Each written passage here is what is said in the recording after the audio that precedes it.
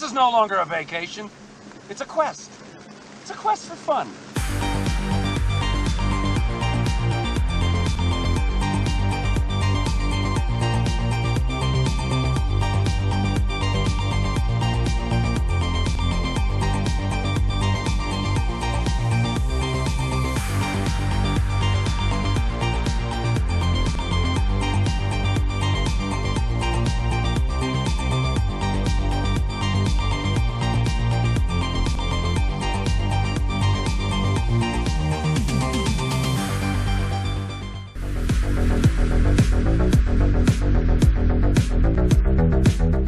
To kick this list off at 100 is a movie about a man so vicious they don't even let him carry a gun. He's a man who's no talk and all action because he is Action Jackson from 1988, starring Carl Weathers, Craig T. Nelson, Vanity, Sharon Stone, and film legend Bill Duke. Now, Action Jackson does follow the typical formula for 80s action, but Weathers is fantastic as this tough-as-nails cop seeking vengeance against an auto tycoon. It's filled with loads of over-the-top action and plenty of comical one-liners. Weathers is chasing down cars, he's throwing guys out of buildings and into other buildings, and he's just kicking ass from start to finish. And Craig T. Nelson, yeah, admittedly he is a seemingly weak villain to Weathers who's just jacked in this movie, but it still is Craig T. Nelson, so he makes it work. He delivers a delightfully sadistic heavy. I think this movie should have easily gotten a sequel because Weathers was just larger than life, but it's all for naught. His charisma as an action star will always be remembered in Action Jackson.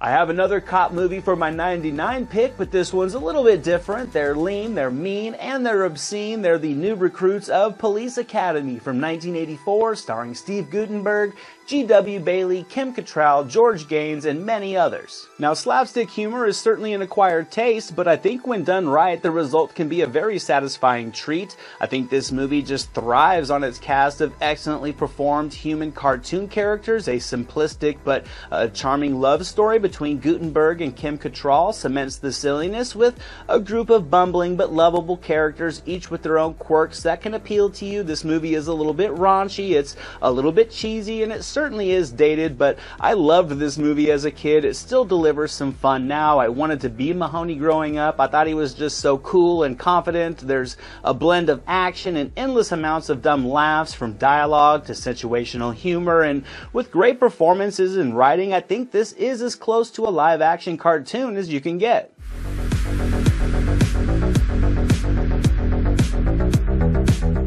Coming in at number 98 is a story of two boys that made a pact. As men, they shared a dream. They forged an empire on greed and violence and betrayal. In 1984's Once Upon a Time in America, directed by Sergio Leone, starring Robert De Niro, James Woods, Elizabeth McGovern, Tuesday Weld, Burt Young, and the great Joe Pesci. This would be the final film in the career of Sergio Leone, and I think it's a bit overlooked. It isn't as flashy or as stylish as other gangster movies, but the life-spanning saga that it explores will compel you. The performances are just impressive. Everybody really pours themselves into these characters. The production design, the makeup, the wardrobes, it's all immaculate, just making this movie kind of feel like a time capsule. But, I mean, the arcs of the characters is where the true intrigue in this movie is to be found. This is when the characters are getting to play in these roles to Leone's direction, and it's awesome to watch. There are various cuts of this movie. The condensed American cut is not that good, but the near 4-hour restored version is a journey of life, friendship, greed, and betrayal that is not to be missed if you haven't seen it.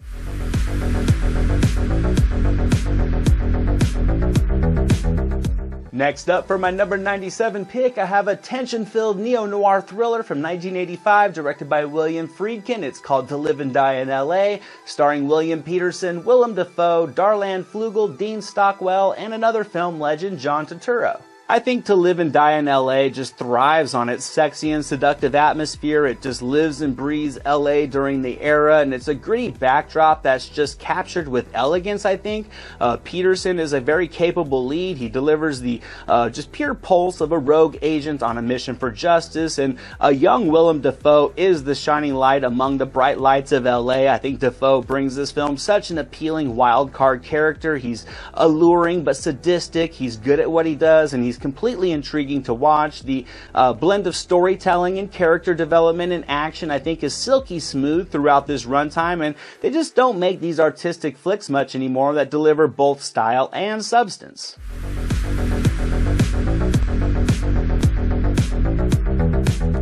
We're sticking in California for my number 96 pick. I have a movie about a kid who heads out to LA for the summer. He lives to thrash, he loves to compete, but the competition is a killer in the 1986 skateboard drama Thrashin', starring Josh Brolin, Robert Russler, and Pamela Gidley. There is no doubt Thrashin' captures an 80s skateboarding vibe in LA like a time capsule. It's a simple love story blended with the world of skateboarding and just punk music, and it's a delightfully cheesy ride. Brolin is a charismatic lead, and Russler and his gang of daggers are just a comical group of villains, but where this movie really does shine is in all the skateboarding action. I think the finale at the LA Massacre is just a perfect adrenaline-pumping climax, but throughout this movie there is non-stop action.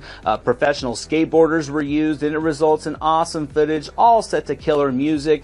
Thrashin', I mean, it will admit, it doesn't hide from its shortcomings. It knows what it is. I think it embraces the campiness, and it really does hit all the boxes in the genre, but none of it hinders the appeal of Brolin's magical summer in LA.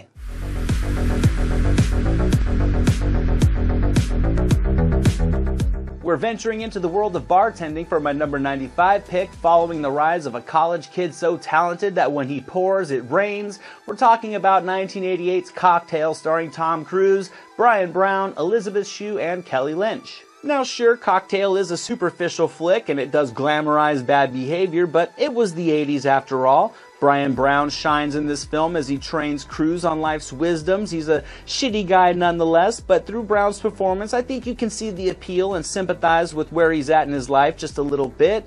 Cruise is definitely charming, and together he and Brown are a charismatic duo for this film, because when the music is pumping, the bottles are flying, and the drinks are being poured, this film's an absolute blast. It's a sexy movie. It's provocative in the most surface level of ways. It's a textbook guilty pleasure. Elizabeth Shue is great as the young love interest. She's really the only truly likable character in this movie, but it doesn't stop this journey of wild nights and tragic repercussions from entertaining.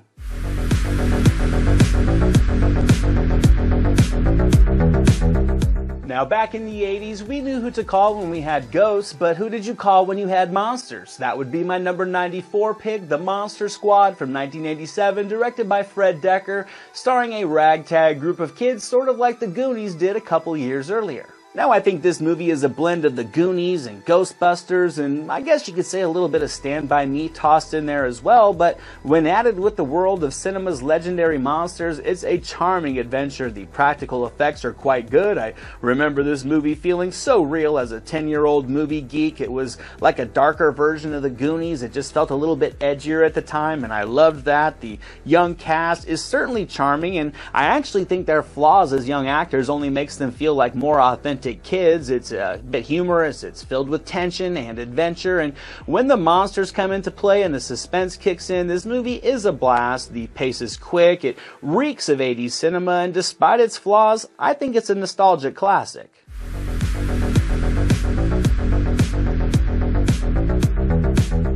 Now, my number 93 pick is about the best bouncer in the business. His nights are filled with fast action, hot music, and beautiful women. It's a dirty job, but somebody's got to do it, and that would be Patrick Swayze in the 1989 classic Roadhouse, also starring Sam Elliott and his mustache, Kelly Lynch, and Ben Gazzara. Now, what can you say about Roadhouse other than it's just magically fucking ridiculous? It's an 80s action romp that feels like something ripped out of the 70s. Swayze is just kicking ass and keeping it cool and really just soaking up every scene in this role, and it's just absolutely amazing in the cheesiest of ways. Sam Elliott and his legendary stash are a great sidekick. Lynch simmers as the love interest. It's filled with one-liners, boobies, sex, and endless waves of textbook barroom brawling.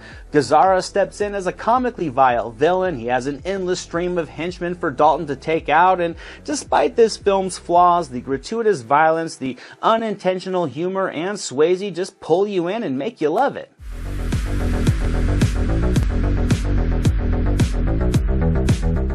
Moving along to my number 92 pick, I have a sweet little love story about a couple of kids named Lloyd and Diane. To know Lloyd is to love him, and Diane is about to get to know Lloyd in the 1989 Cameron Crowe rom-com Say Anything, starring John Cusack, Ione Skye, John Mahoney, and Lily Taylor. Now, to me, Say Anything is just a charming, down-to-earth, humorous, surprisingly endearing coming-of-age love story. Cusack is excellent in this film. He elevates the material with ease as the wandering teenager that's teaching kids how to kickbox. It's a classic loser meets brainiac love story, and the chemistry between Cusack and Skye make it work. They have an appeal together. They're both down-to-earth. It explores young love through humor, and it cuts in just enough sentimentality to make it all resonate with you. The story is really simple. It focuses, I think, on the heartfelt core of the characters and what's going on in their lives. It doesn't veer into overloaded cheesiness or melodramatics, and Say Anything to me is simply just a cute story with a rockin' soundtrack that can make you feel good anytime you hit the play button.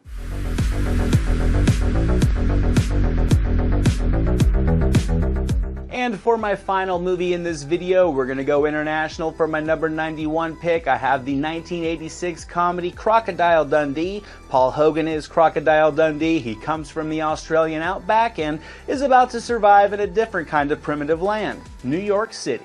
I think people tend to forget how massive of a hit this movie was, bringing in over $328 million on just a $9 million budget. I don't really see any film of this type being able to pull that type of money in the theaters anymore, and I think it was definitely well earned because despite its genre cliches, it's just a naturally charming and easygoing story to have fun with, and as unassuming as he was, I think Paul Hogan was the definition of the everyman. I think there was something in him that anybody could relate to, which just made the routine blend of fish out of water tropes with romance and humor and action work to deliver a great time. I mean, you know where the plot is going, but there's a cleverness in the writing. I think it allows the comedic setups to land very effectively to keep the laughs fresh and to keep the pace of the movie moving. And as gimmicky as it is, watching Dundee find love will inevitably put a smile on your face if you haven't seen this movie, and it's going to put a smile on your face even if you know what's going to happen.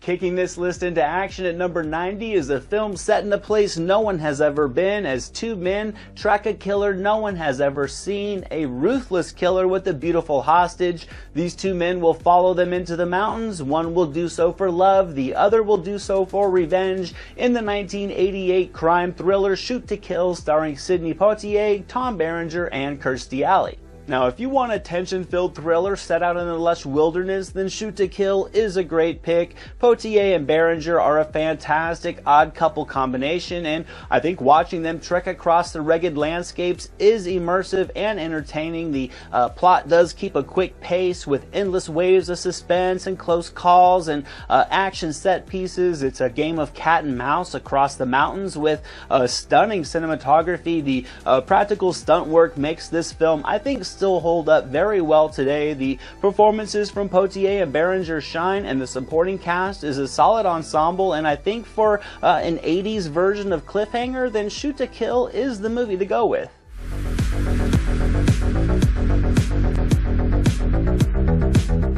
Now, for my next pick, they say some guys get all the breaks, which was the case for Corey Haim in my number 89 selection, 1988's License to Drive, a teen comedy co-starring Corey Feldman, Richard Masur, Carol Kane, and Heather Graham in her first credited feature performance. Now, imagine two Tom Hollands in one movie.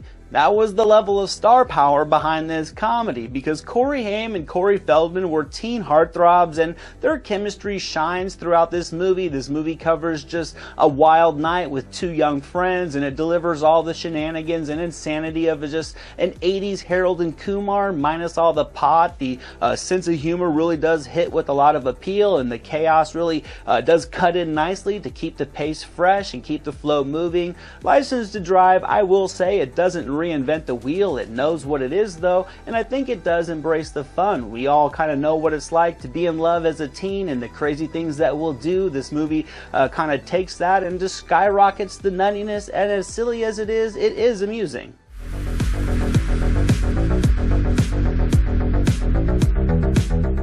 My number 88 pick is about a couple of teens that go from zeros to heroes all in one fantastic weekend when they realize that if they can't get a date, they can make one in the 1985 John Hughes classic Weird Science, starring Anthony Michael Hall, Elin Mitchell Smith, Kelly LeBrock, and Bill Paxton in a classic career performance. Now admittedly, a lot of this movie doesn't hold up all that great, some of it not at all. It was a ridiculous premise even back in the 80s that feels even more ridiculous now, but I don't know, there's just something about Weird Science that I can't help but love. I think it's just maybe because under the facade of the Weird Science and Kelly LeBrock and her stunningness is just a coming of age tale, Gary and Wyatt are just a couple of normal kids who don't fit in, and it's just easily relatable. They're sexually awkward and unenlightened, and that's why I think Kelly LeBrock is a perfect fit for them. I mean, she's smart, she's strong, she's capable. I think that gets a bit missed in this movie with all the zaniness. It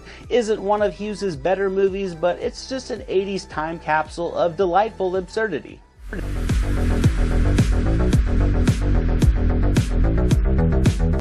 Now the next movie on my list is about a hustler who isn't quite what he used to be, but he has the next best thing. A Kid Who Is, and my number 87 pick, the 1986 pool drama The Color of Money, starring Paul Newman, Tom Cruise, Mary Elizabeth Mastrantonio, and John Turturro, directed by film legend Martin Scorsese. Now this certainly isn't one of Scorsese's flashier flicks, but to me it stands up as one of his better ones. I love Paul Newman in this movie. I think he perfectly continues the life and legacy of Fast Eddie the Hustler. Tom Cruise's Vincent pairs excellently with him to give this film the old school, new school blend that it needs. I would say Cruise does have his spots of overacting. He was still very young here, but I think Newman balances Vincent's cartoonish charisma when the film needs him to. Mastrantonio comes in to just cut the bravado with a strong presence to really round out an intriguing trio of characters. Scorsese makes billiards look cool in this movie. He creates tension when needed to cut the dramatic tone. It's really a simple story, but it's filled with complex character dynamics and a moody atmosphere to easily lure you in.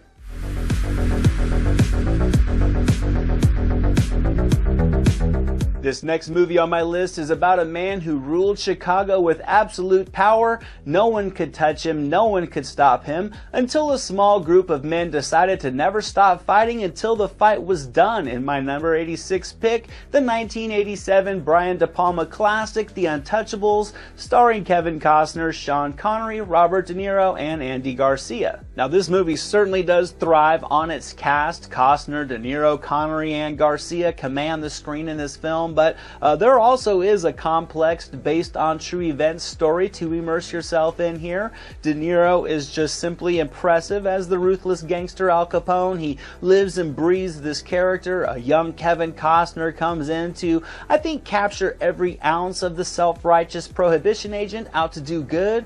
Andy Garcia really holds his own with these other actors. He's awesome as the young rookie with drive and determination, with a wise and capable Sean Connery coming in to, I think, just, I would say, cement this team with some swagger. The production design is immaculate, and De Palma's direction is moody and atmospheric, and I really think this movie resonates all these years later because I think it perfectly utilizes the talents of this cast.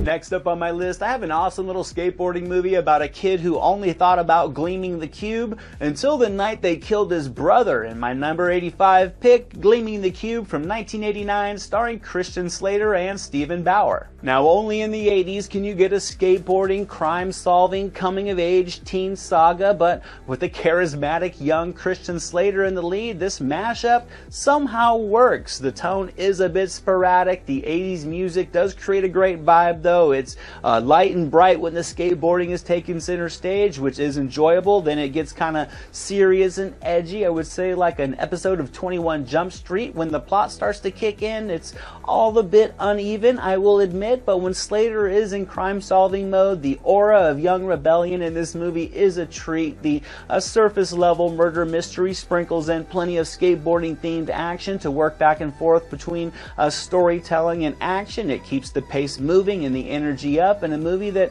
I consider delightfully rare.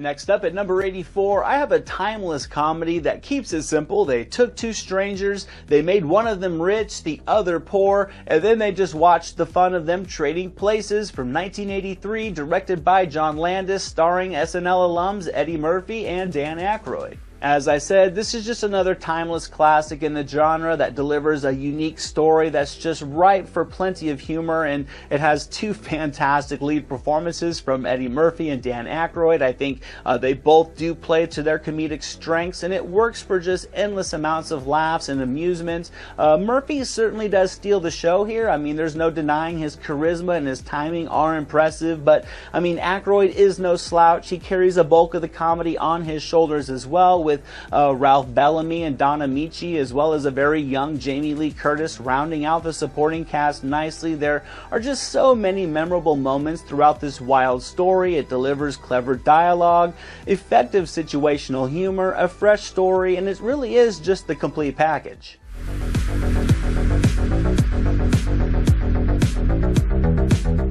Now, they say that nice guys finish last. Growing up, I always thought it was The Shower, but for my number 83 pick, we meet the winners, Steve Martin and Michael Caine, in the hilarious 1988 con man comedy Dirty Rotten Scoundrels from director Frank Oz. This was just a devilishly charming movie that gave a fresh take on the con man comedy. I watched this as a kid and I didn't get so much of the humor until I watched it again as an adult.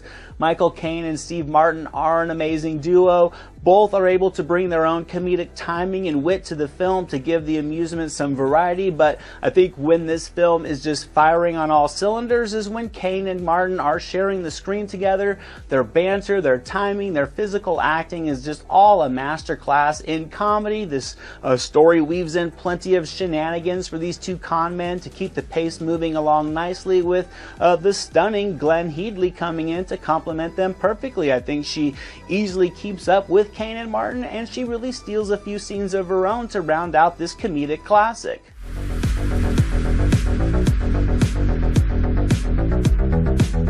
We're heading out to a small stretch of coastline in Hawaii for my number 83 movie about a teenager who came to surf the big waves but found a woman who would show him how to survive, and a challenge unlike any other in the 1987 action drama North Shore, starring Matt Adler, Nia Peoples, and Gregory Harrison. Okay, so as cheesy as this movie is, North Shore can always provide a fun, tropical escape. It's an 80s teen romance blended with the world of surfing, and it's just an absolute delight. Pro surfers and great camera work fill this film with just plenty of adrenaline-pumping surfing sequences.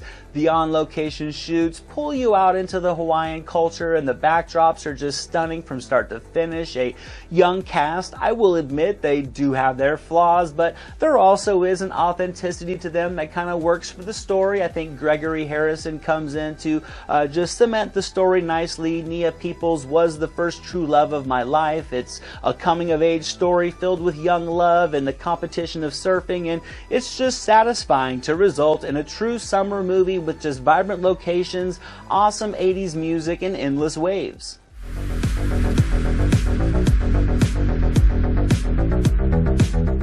And for my final movie in this video, my number 81 pick, some fight for money, some fight for glory. He's fighting for his son's love, and Lincoln Hawks only knows how to fight one way, and that's in the 1987 action drama Over the Top, starring Sylvester Stallone and Robert Loggia. Now, Over the Top essentially plays out like Rocky III or Rocky IV in terms of plot structure and progression. The bright lights and the tense competition of the boxing ring is swapped out for arm wrestling because it was the 80s and you could do stuff like that and still expect to make a little bit of money on it. The underdog fighter here is swapped out with the underdog father, and what you get is a collection of cheesy close-ups, sweaty arms, arm warmers, eye contact, and world-class grunting. It's all dumb, but just in the most sincerest of ways, as Stallone's Lincoln Hawks fights for the love of his son. Loggia comes in as the rich heavy, but he has his henchmen to kind of make it all work. The film kind of gives arm wrestling a WWF wrestling vibe, which was really popular in the mid-80s, and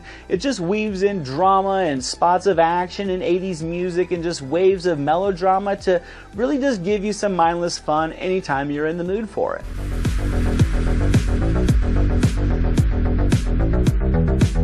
Kicking this list into gear at number 80 is a movie about an American cop in Japan. It's their country, their laws, their game, but Michael Douglas plays by his own rules in the 1989 Ridley Scott action thriller Black Rain, co-starring Andy Garcia, Ken Takakura, and Kate Capshaw. Michael Douglas really soaks up the scenery in this gritty thriller. He does kind of feel like a play on Martin Riggs, but I definitely think he sells it to bring this action flick its own bold, charismatic lead. The international locations are fun and vibrant, and while this movie delivers its textbook action, the story does explore the characters and the different crimes, with Scott's direction giving it a mysterious atmosphere. Andy Garcia, Kate Capshaw, and Ken Takakura are great supporting characters.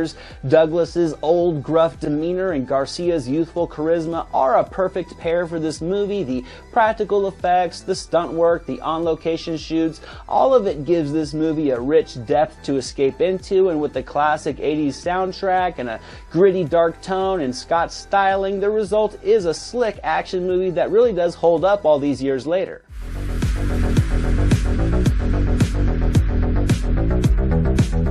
Coming in at number 79 is a little comedy about a guest that wasn't invited. He's not really an intruder and he's not exactly a friend. However, he is becoming part of the family in the Bigfoot classic from 1987, Harry and the Hendersons, starring John Lithgow, Melinda Dillon, and of course, Harry.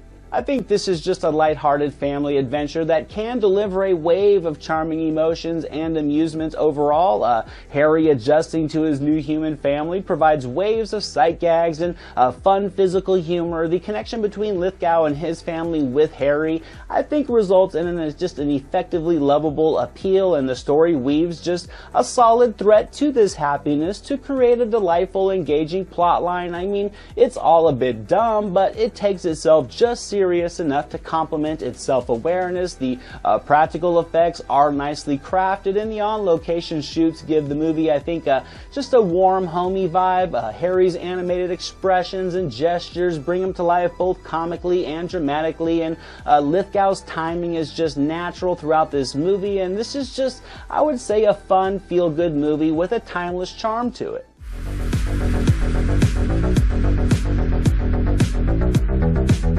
Next up at number 78 just so happens to be the funniest comedy in the history of history that's about to be rewritten by two guys who can't spell, Ted Theodore Logan and Bill S. Preston, in the 1989 time travel romp Bill and Ted's Excellent Adventure, starring Keanu Reeves and Alex Winter.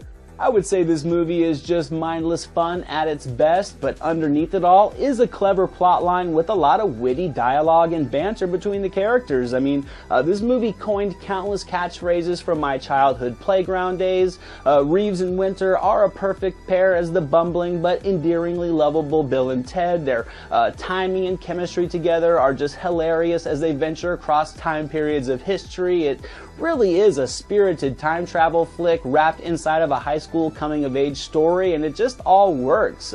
George Carlin comes in to bring the film an element of coolness. You never really know where this story is going to go next or who's going to pop into the next scene, and that's all kind of part of the fun. I really think this movie broke the mold and created something that has cemented itself in pop culture history.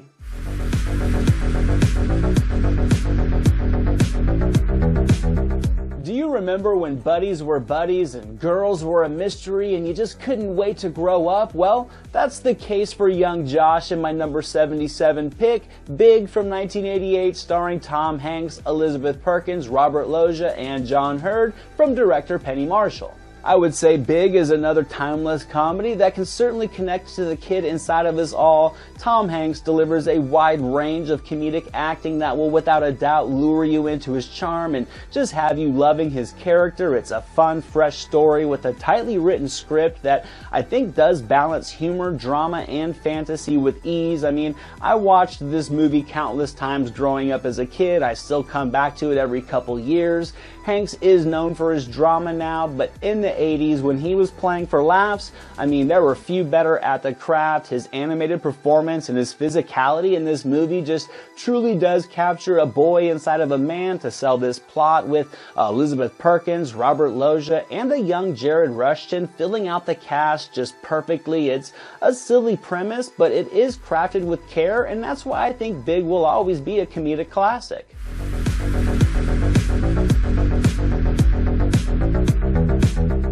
Now for the best effects guy in the business, Roland Tyler, murder is fake. However, this time it's for real, but is he the weapon or the victim? That's the mystery that's explored in my number 76 pick from 1986, FX, starring Brian Brown and Brian Dennehy. I would certainly consider this movie a hidden gem without a doubt. I mean, it isn't flashy and it doesn't have star power, but it does prove that two Brians can make a right, because Brown and Dennehy carry this flick nicely. It's all centered and set inside the world of movie making special effects, so there are plenty of awesome set pieces and sequences that use practical effects from the era to work into the plot line. It does give this routine plot of a double cross, I think, a completely unique tone and its own atmosphere. It's filled with a lot of tension and action, and it really is a timestamp to the era of practical effects and makeup. And despite the plotline feeling a little bit simplistic, the energy from the cast can lure you in. They really don't make these types of movies anymore, but FX certainly does hold up after all the decades.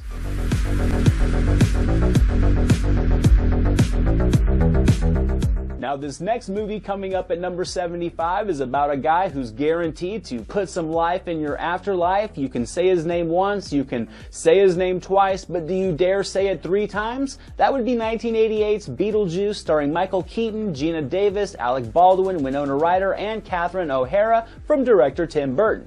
I would say Beetlejuice really is the textbook definition of creative ambition. This film is just unique from start to finish. It's filled with fantasy and humor, and it's just a pure mental escape. The cast from top to bottom is just impressive. Davis, Baldwin, O'Hara, Jones, Shattuck, Ryder, everybody delivers a great performance, but we all know the true standout is Michael Keaton. He delivers a career-defining performance. He's just comically phenomenal from start to finish, and really the key to this movie, to this plot, and just to the vibrant fantasy is the actors selling it, and they absolutely do. You can tell they're having a blast in these characters, Keaton in particular, and it just translates perfectly on screen. And with the visual appeal, the music, and just the fun vibe, Beetlejuice will always be one of a kind.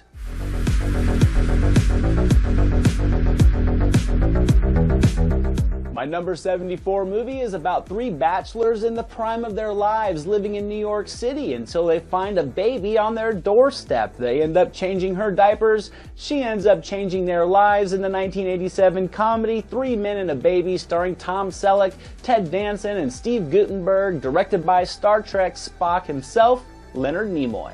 Now this movie takes a simple but admittedly comical premise and just hits it out of the park with success. Selleck, Guttenberg, and Danson, I think, are just the perfect trio. Each of them deliver their own appealing qualities and their own brand of humor. I think this really does give the comedy, the character development, and the plotline progression a nice seamless balance throughout the runtime. The New York locations and a lot of upbeat 80s music just create a fun, charming atmosphere. There is this odd drug trafficking subplot that, despite feeling really out of place in this film, it does kind of help keep the pace going and it kind of fills the runtime. But I mean, despite all that, this movie just comes down to Danson, Guttenberg, and Selleck and the hijinks of them having a baby, which it does result in plenty of light humor and fun comical banter between the guys, all sprinkled in with some sincere drama and a lot of emotion. And I think seeing these eligible bachelors in their primes all becoming dads is a delight anytime you want to sit back and enjoy it.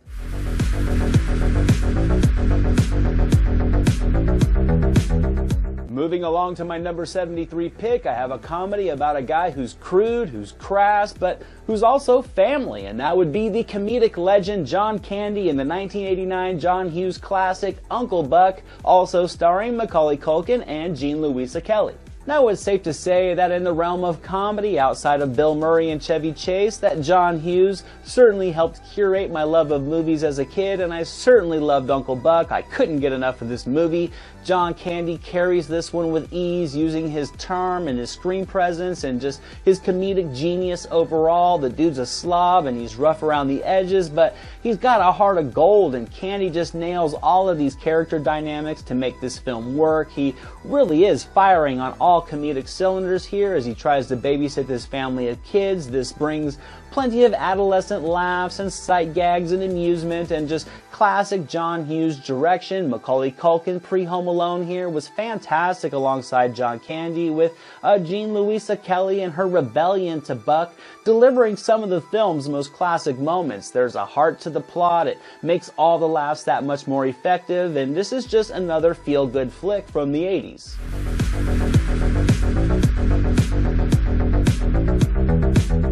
Now this next movie coming in at number 72 is a chilling, bold, mesmerizing, and futuristic detective thriller from 1982, and that would be the Ridley Scott epic Blade Runner starring Harrison Ford, Rutger Hauer, Sean Young, Daryl Hannah, and Edward James Olmos.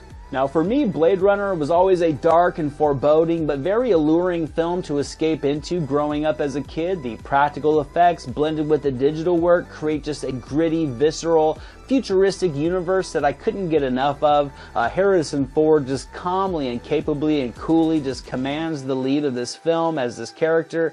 This is just a deep, relatively complex narrative with a lot of appealing pieces, all flowing together into one interesting story. It's immersive and climactic. It's eerie and tension-filled, a little bit seductive as well, and the ride is awesome. Rutger Hauer kills it as the villain. He always creeped me out as a kid in this role, and this was always one of those films that I pulled more from each time I watched it, and it still holds up today. Not too many films can take you to a time and place like this one can, and it's still one of Ridley Scott's finest works.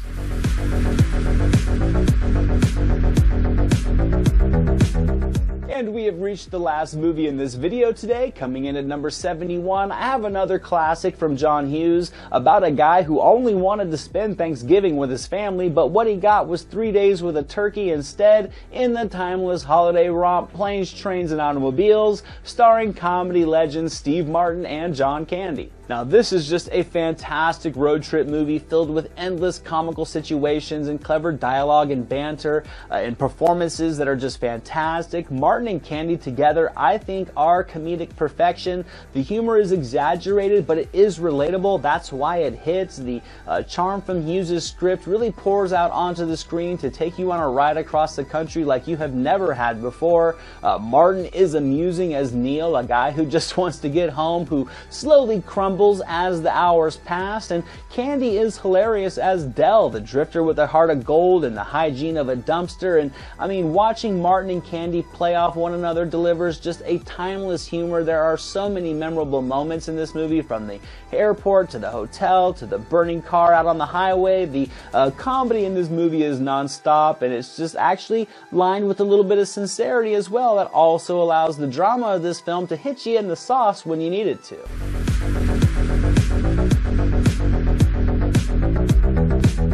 Getting this list into motion, I have a little comedy coming in at number 70 about a man and a woman. She was born to spend, he was born to offend, and the only way they could fall in love was by accident in the 1987 Gary Marshall comedy Overboard, starring Goldie Hawn and Kurt Russell. Now this is a movie that relies on cruel humor, but I think it's far from cruel intentioned. Kurt Russell and Goldie Hawn are just the perfect duo. Their connection and their chemistry is what makes this movie so great and so endearing. They're just all in on this material to really sell it, and the wackiness in the plot just, I think, has an undeniable charm to it, and seeing Goldie Hawn go from heiress to housewife is a hoot. Russell is the perfect, just gritty prankster that you probably wouldn't really like in real life, and the opposites attract concept, as recycled as it was, is the cherry on top for this comedic classic.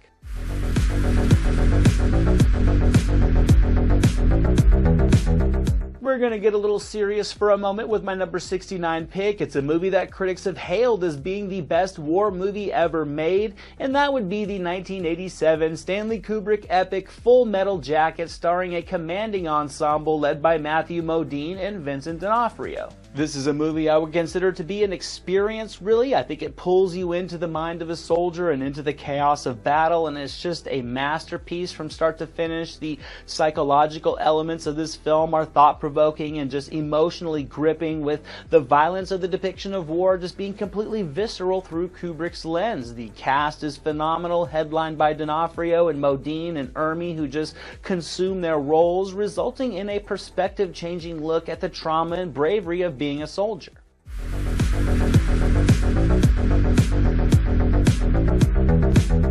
For my number 68 pick, I have a horror movie that changed Fridays forever when a group of camp counselors ventured onto Camp Crystal Lake in the genre classic Friday the 13th, starring a young Kevin Bacon in one of his earliest roles. Now, I don't think anybody would argue this movie is iconic, but it's also hit and miss with a lot of people. The acting, admittedly, is not the best, the story pacing is a bit slow, and the progression is repetitive. And outside of a young Kevin Bacon, the characters are all pretty much forgettable as well, but I mean, it's still a good time. It's still very unnerving and very uneasy. The first-person viewpoint adds a lot of fun suspense to all the violence. The lurking and the killing really begins from the onset as camp counselors are getting picked off. It's all simple stuff, but it works with the final act and really its origins for the future being what made this a lasting movie in the 80s.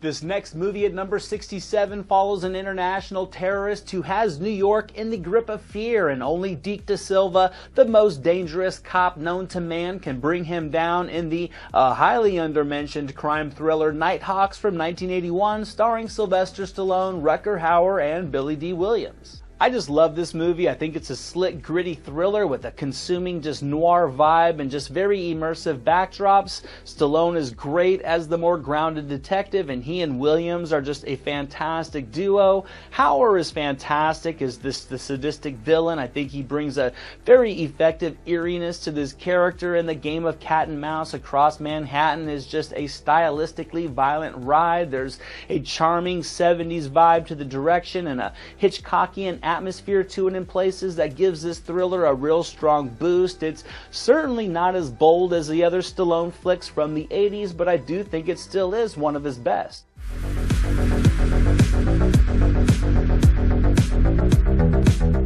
Now, this number 66 movie, when made, was actually set in the future, which is now actually the past, as New York has become the only maximum security prison in the country. When you go in, you do not come out, but that's not going to be the case for Kurt Russell as he makes his escape from New York in the 1981 science fiction classic from John Carpenter. Now, if Kurt Russell with long hair and a beard, wearing an eye patch and first edition Under Armour with a pair of zebra camos and some black boots is not the epitome of the 80s action movie hero, then I don't know what is, because he just soaks it up perfectly as the grizzled Snake Plissken. He commands this movie. The futuristic vision in this movie does play much more now to nostalgia, but I gotta admit that still kind of works in its favor too, because the blend of early computer effects with practical work from the 80s is still a visual treat for this movie. The eccentric plotline keeps a quick pace, and Carpenter's creativity can easily consume you. It has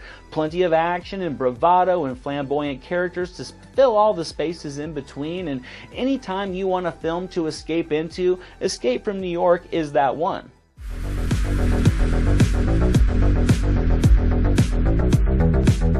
We're jumping back into the genre of comedy for my number 65 pick about a couple of twins who only their mother could tell apart in the 1988 ageless classic from Ivan Reitman, Twins, starring Arnold Schwarzenegger, Danny DeVito, Kelly Preston, and Chloe Webb. I think Twins is just one of those movies that can really only work in the 80s or maybe the early 90s, I guess. Schwarzenegger and DeVito are the perfect pair because they are the imperfect pair. Their comedic timing really is fantastic. The humor, I will admit, it does kind of rely on DeVito and the situational laughs, but I mean, why this movie really stands up and really holds up as being a great film from the era is because of Arnold Schwarzenegger. I mean, he steps from the action genre into comedy effectively. He manages plenty of laughs on his own. The story is adventurous. Preston and Webb are fun supporting characters, and the I would say the heartfelt core really makes this lighthearted blend of action, comedy, and romance a true hit.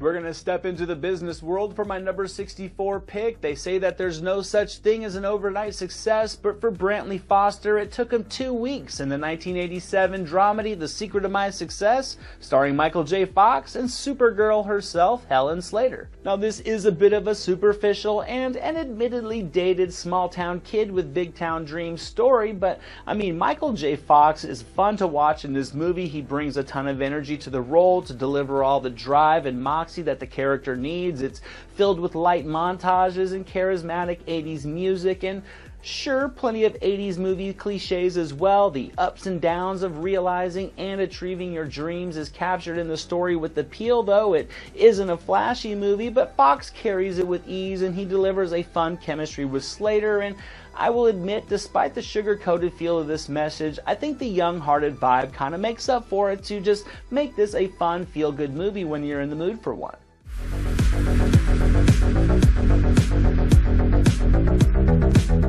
We're going to stick around in the genre of laughs for my number 63 pick about a journalist who changes his identity more than he changes his underwear, and that would be the Chevy Chase classic comedy Fletch from 1985, directed by Michael Ritchie. To me, Fletch is one of those movies that is simply dumb in the most delightful of ways. Chevy Chase is just firing on all comedic cylinders here as an undercover reporter working on the case. The story is fast-paced, it's loaded with a variety of humor and just laced with fun splashes of action and different character moments. Fletch delivers quick-witted humor, comical sight gags, amusing story beats, and it's just really a lively, engaging film. I think Chase really showcases his comedic timing, his range, and some of his self-awareness as well. This movie is just goofy and frequently dumb, but with a touch of seriousness, it just makes it all work.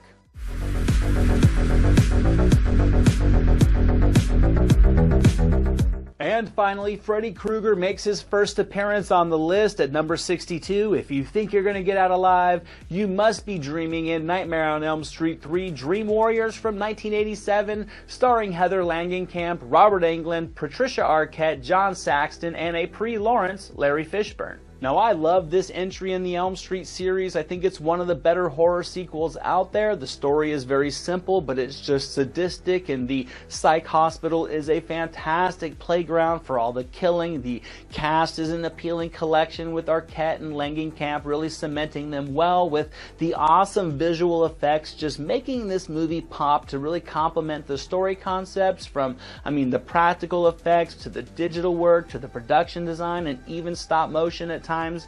This film really is a visual buffet of just Krueger terror, with Englund delivering a vibrant performance to make it one of the best in the series.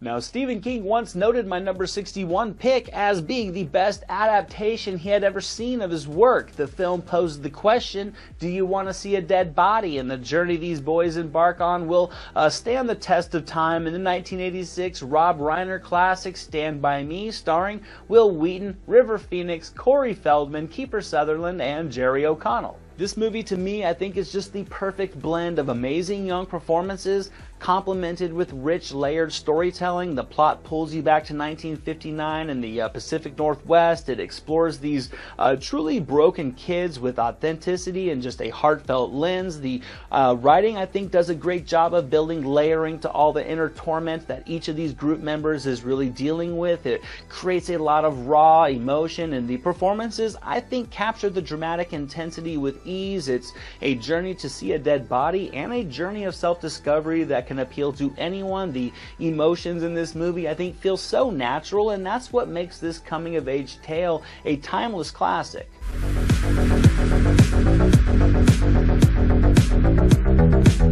Kicking this list off at number 60, I have a little movie that started with a look that led to an evening, a mistake he'd regret for the rest of his life when Michael Douglas learns that one-night stands can be murder, in the 1987 erotic thriller Fatal Attraction, also starring Glenn Close from director Adrian Lyne. Now, this is one of the all-time great erotic thrillers, and I think it 100% thrives on the intensity from Douglas and Close. They have what I would say is just a sexually charged chemistry that just ignites on the screen to really sell this story of temptation and just remorse and regret. And Glenn Close is delightfully deranged. She's sexy, alluring, and completely unhinged, which makes this movie that much more compelling as Douglas's one-night stand just spirals out of control and destroys his life. This is a movie that just relies on its raw emotion, and it delivers a very tension-filled watch. The suspense continually escalates until it peaks with a satisfying finale that will leave you reeling.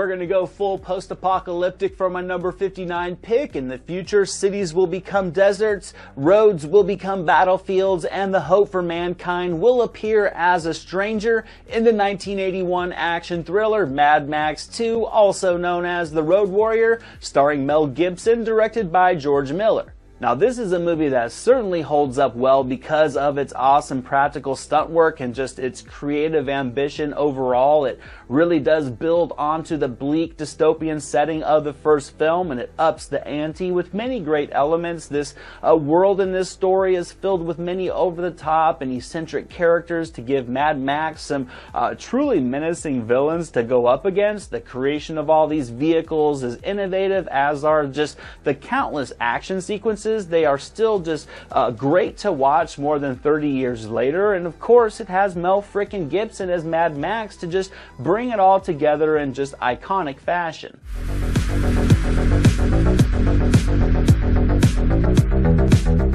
My next pick is literally one of the last action movies of the 1980s. It centers on two LA cops that are going to have to work together even if it kills them. And my number 58 pick, the 1989 action comedy Tango and Cash, starring Sylvester Stallone and Kurt Russell. Now, critically, this movie does have its flaws, but I can't help but love it. I grew up watching this movie. Stallone and Russell are fantastic. They're having fun together, and it really does translate nicely on screen. Their banter delivers plenty of amusement and solid action. And I mean, sure, they're both hamming it up, but that's kind of part of the charm of this movie. It's just carried by a ridiculous plot line, but one that still manages to provide enough to connect all the action and laughs together. It has plenty of one-liners, bravado, Terry Hatcher, a comically over-the-top villain and film legend Jack Palance, and Russell and Stallone carry it. They both get their moments. Stallone certainly piggybacks on Russell's comedic timing, but it's all effective, and when the explosive finale kicks in, it delivers all the gusto and explosive spectacle that you want in an 80s action movie.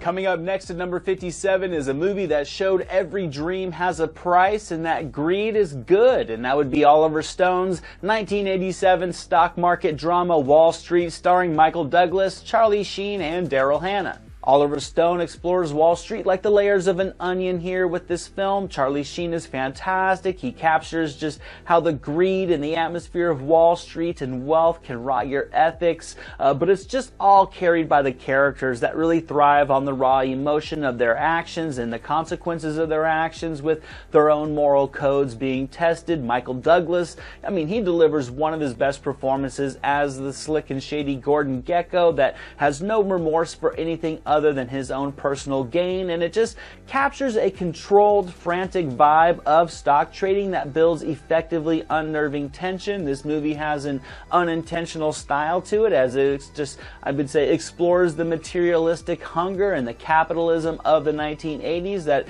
kind of holds up because we're not that different today.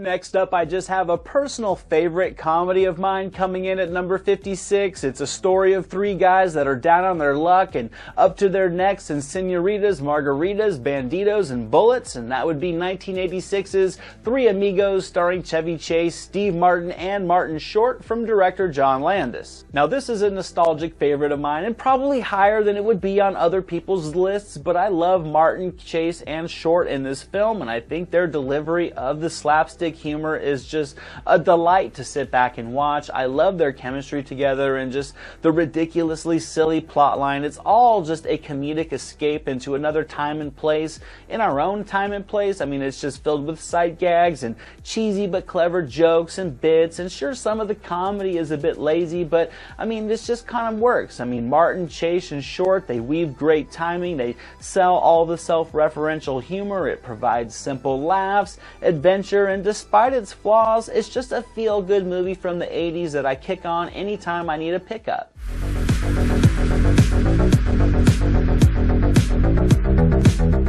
Moving along to my number 55 pick is a movie that told a story that touched the world about an ugly little alien and his little friends, and the iconic 1982 adventure drama from Steven Spielberg, E.T. the Extraterrestrial, starring Drew Barrymore and Henry Thomas. I mean, what can you say about this masterpiece that hasn't already been said? I grew up on this film. I've seen it countless times. I've started eating Reese's Pieces as a kid because I loved E.T. It's filled with drama and emotion as it weaves its just heartwarming coming-of-age tale of friendship and growing up. The performances from the young cast, the balanced storytelling, the triumphant music, the visuals, everything just works together like peanut butter and jelly. It's an adventure you really can invest in.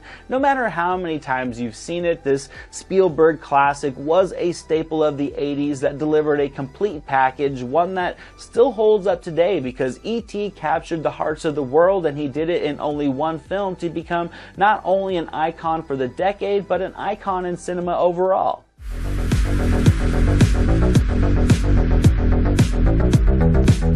John Carpenter makes a return to my list for my number 54 pick, a classic horror flick that delivers the ultimate in alien terror, 1982's The Thing, with Kurt Russell, Keith David, and the Quaker Oat Man himself, Wilford Brimley, leading a stellar ensemble cast. This Carpenter classic is one of the all-time great body horror flicks out there, and it weaves just effective terror and suspense. The frigid remote locations create that uneasy isolation that builds a genuine fear for this cast. The practical effects were cutting edge, they're gruesome and just perfectly horrid as an alien rampages on this group. The contained vibe creates an unnerving claustrophobia that fits the plot perfectly.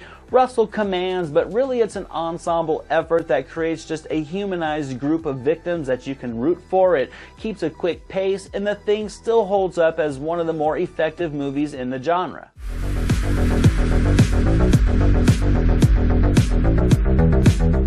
Next up at number 53 is the first comic book movie to make this list. Comic book flicks back in the 80s were drastically different than what we see today, but 1989's Batman from director Tim Burton, starring Michael Keaton, Jack Nicholson, and Kim Basinger, just changed the genre as we know it. Despite the years that have passed, I think this movie still holds up as one of the great comic book movies out there. Burton just creates a deliciously fantastical world for Gotham, and just Keaton and Nicholson are perfectly cast. Subtly, the Joker is the star, and Nicholson just captures a comical madness for the clown prince of crime.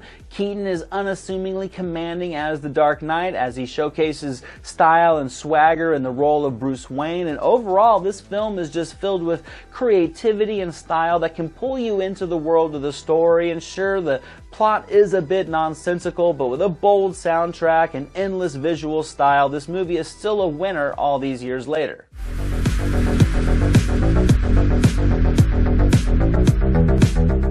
I think many would hail this to be an all-time great comedy. It's my number 52 pick, a movie about a man that wanted to keep the world safe for democracy and to meet girls, and that man would be film legend Bill Murray in 1981's Stripes from Ivan Reitman, also starring Harold Ramis and John Candy. I don't know what it is, but watching Murray, Ramis, and Candy in this movie can always put me in a good mood no matter how down I am. The comedic timing and the sense of humor of this storyline shines from start to finish, from the writing to the characters to the comedic bits, the sight gags to all the physical and situational humor. All of it works to me.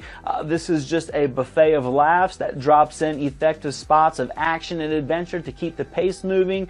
Comedy meets the military in the most delightfully of amusing ways. Everybody's having fun in these roles, and I think it translates on screen to result in one of the classic comedies from the decade.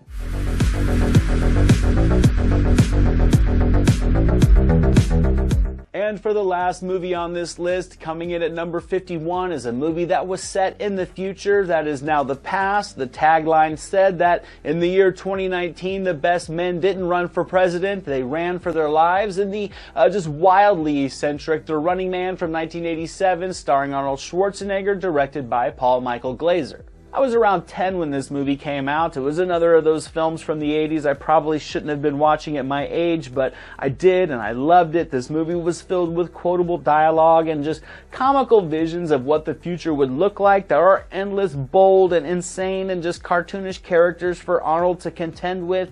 I mean, visually, this film's on its own level. The lighting, the wardrobes, the stunt work, the action, all of it really are a treat. It's just hyper violent. It's routinely gory and laced with 80s bravado as Arnold just commands the screen with Jesse the Body Ventura and a pristine hairpiece battling with Arnold, just delivering a timeless appeal. I mean, movies don't get much more wild and over the top or more 80s than The Running Man, and that's why it'll always be a classic.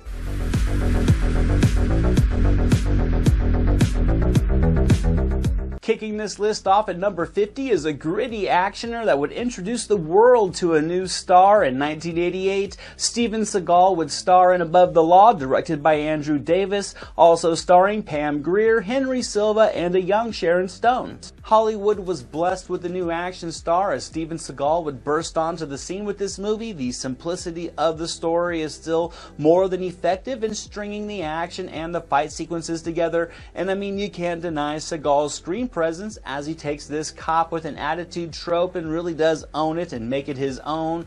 Sure, Seagal's acting was limited at the time. It was pretty much always limited, but I mean, he paired well with the experienced Pam Grier to really pull this character off. His fight style created a new brutal brand of action that we didn't see at the time. It's a blend of speed and finesse and brute force, and the result is a gritty 80s action movie that still holds up great all these years later.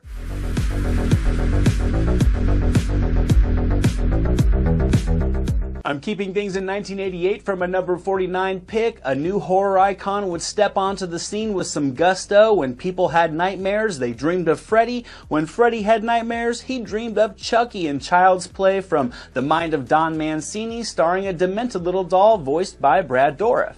A new horror legend would be born with this movie, and Child's Play is still a great horror flick all these decades later. I mean, a killer doll sounds ridiculous, but the result is still a classic horror romp filled with just delightful tension and violence and Chucky one-liners. I mean, this doll is an iconic character because of his demented sense of humor, and I think the voiceover work from Dourif is why. I mean, Chucky tormenting this young boy is always going to be a great ride because of how unique it is. It does follow familiar plot beats, but with a charismatic Chucky that could give a Freddy a run for his money on open mic night, Child's Play is a fantastic origin story for a little doll that you can't help but love and be scared of at the same time.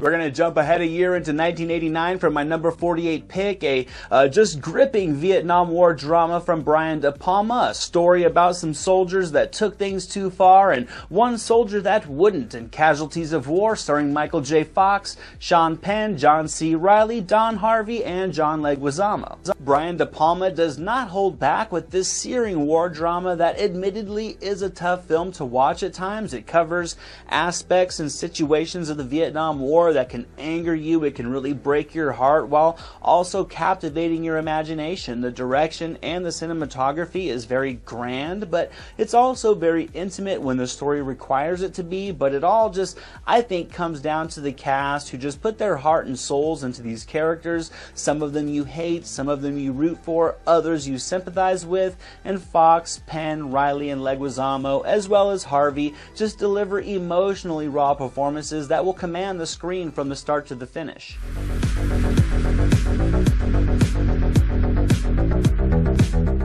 We're lightening things up for my number 47 pick because I have another magically ridiculous comedy about two guys just trying to advance their careers. They get invited to their boss's beach house, but the only problem is he's dead. In the 1989 classic Weekend at Bernie's, starring Andrew McCarthy, Jonathan Silverman, and Terry Kaiser as Bernie. Now, anytime you want to watch a mindless escape filled with laughs and zany adventure and ridiculous insanity, then Weekend at Bernie's is a go-to movie for that, because I think it's fantastic. McCarthy and Silverman are a great duo. They sell the material and the ridiculous moments. They play off one another so naturally, and Kaiser delivers a performance that I think makes Bernie the coolest dead guy in cinematic history. You never know where this story is going to go next, what situation or eccentric character is going to pop into the following scene, and it results in a delightfully dumb romp out in the Hamptons with a range of comedy to laugh at. You got sight gags, physical humor, situational laughs. I think this movie really does have it all, and it pairs it with a classic feel-good score from the 80s.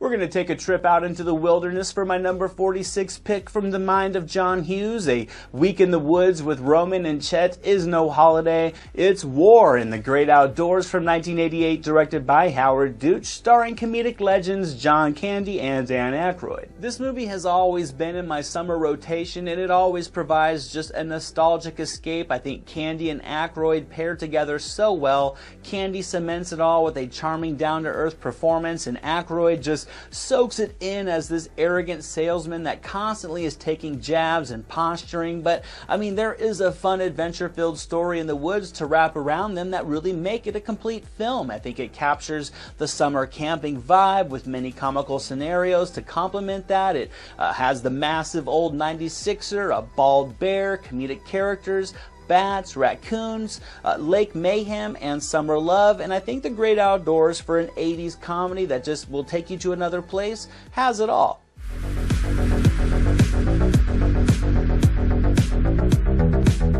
It really has been a 1988 heavy list so far, and I'm sticking with that year for my number 45 pick. Just a childhood classic of mine from Ivan Reitman about a man, a woman, and a rabbit in a triangle of trouble in Who Framed Roger Rabbit, starring Bob Hoskins, Christopher Lloyd, and Charles Fleischer as the voice of Roger Rabbit. Now, this is easily another childhood favorite of mine. I always enjoy escaping into the world of Toontown. The blend of animation and live action was cutting edge at the time, and it still looks pretty damn good today. Christopher Lloyd was fantastic as the menacing Judge Doom with a very just animated and vibrant performance. Hoskins really is impressive as he cements the film as valiant, but I mean, the charm and the charisma of Roger through the voice work from Fleischer really makes him the true star of the movie. The plot is vibrant and unique. It brought something truly innovative to the screen, so innovative that Who Framed Roger Rabbit is still as immersive today as it was back in 1988.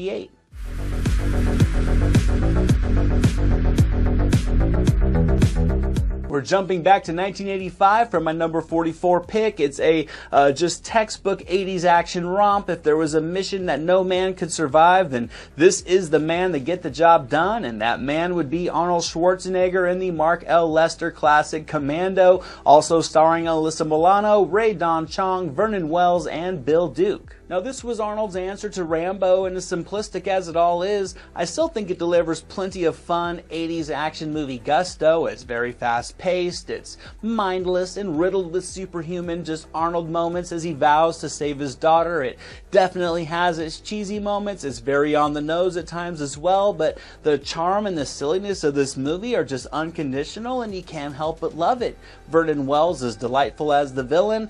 Arnold's in peak one-man army mode here as John Matrix. He's taking down bad guys, flipping cars, and destroying anything in his way. And while the finale doesn't quite deliver the spectacle of Rambo 2, I think its efforts still make it result as being a classic 80s actioner.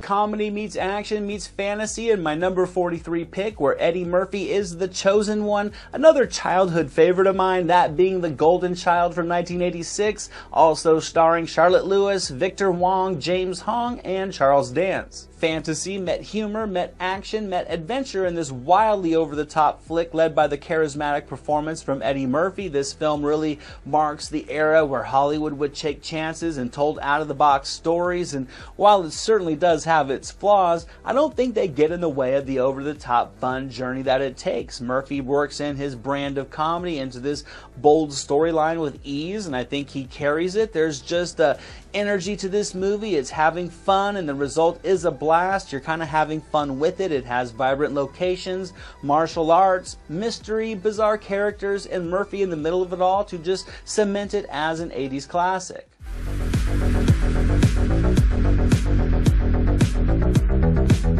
Next up at number 42 is only the third sequel to make this list so far, but it is a fantastic one. The tagline was simple when it said the magic is back, and it truly was when Mel Gibson, Danny Glover, and director Richard Donner returned for Lethal Weapon 2 in 1989. I think this is one of the all-time great sequels out there. It continues the atmosphere of the original perfectly. It has a purpose and doesn't simply retread what worked in the original. It's filled with emotion, friendship, adrenaline-pumping action, nicely timed spots of levity. The story really does have foundation. It advances the characters of Riggs and Glover, who are at their best together in this film. It adds Joe Pesci to the mix, which is just fantastic, and it's just really a well-structured plot that's as interesting between the action as it is when the guns are blazing, and Riggs and Glover in this film further cement themselves as the best on-screen duo of all time.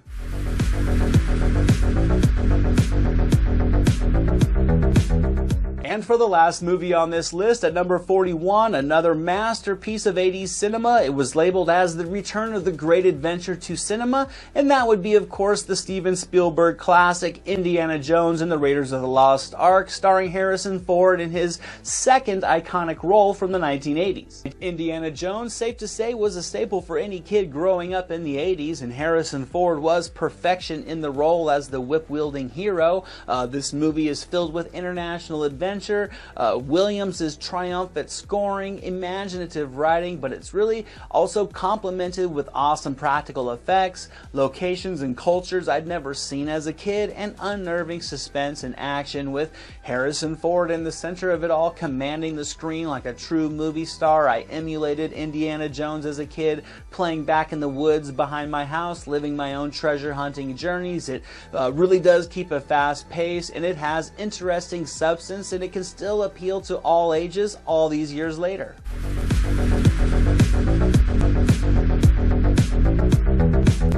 We're stepping back into the Old West to kick this list into gear with my number 40 pick. It's a movie that showed 6 reasons why the West was wild in 1988's Young Guns, starring Emilio Estevez, Charlie Sheen, Lou Diamond Phillips, Kiefer Sutherland, and a few other familiar faces. Now, I will admit this story is a bit surface level, the plot is simple, and the characters are more or less one note, but I think if you watch this like a full-throttle 80s action movie with a Western twist, that there is plenty of fun to be found. It's loaded with star power. Sutherland, Sheen, Phillips, Palance, Stamp, all of them fill their roles with plenty of gusto, led by Emilio Estevez, who just shines as the wild card Billy the Kid as he just drops bodies and dispenses one-liners throughout this movie. The action and the violence are frequent. It does get a tad repetitive. There is an overuse of smoke, and the direction is merely serviceable, but the edginess and the attitude of this film, despite its superficial veneer, is just an 80s delight out on the countryside.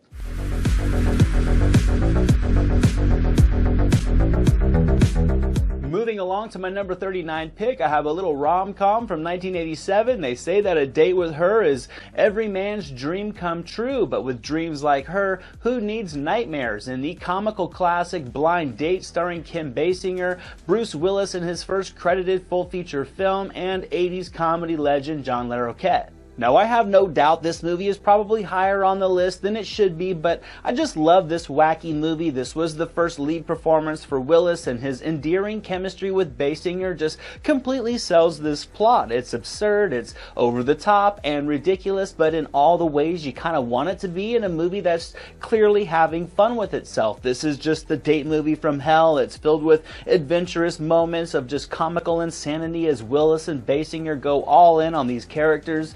Phil Hartman really makes the most of a smaller role, and John Larroquette just shines as the insane ex-boyfriend intent on destroying any chance at love between these characters. The plot beats are they're clearly dated, but it was the 80s, and this movie just has a ton of heart to it, and it's just a feel-good rom-com that successfully leans much more into the comedy.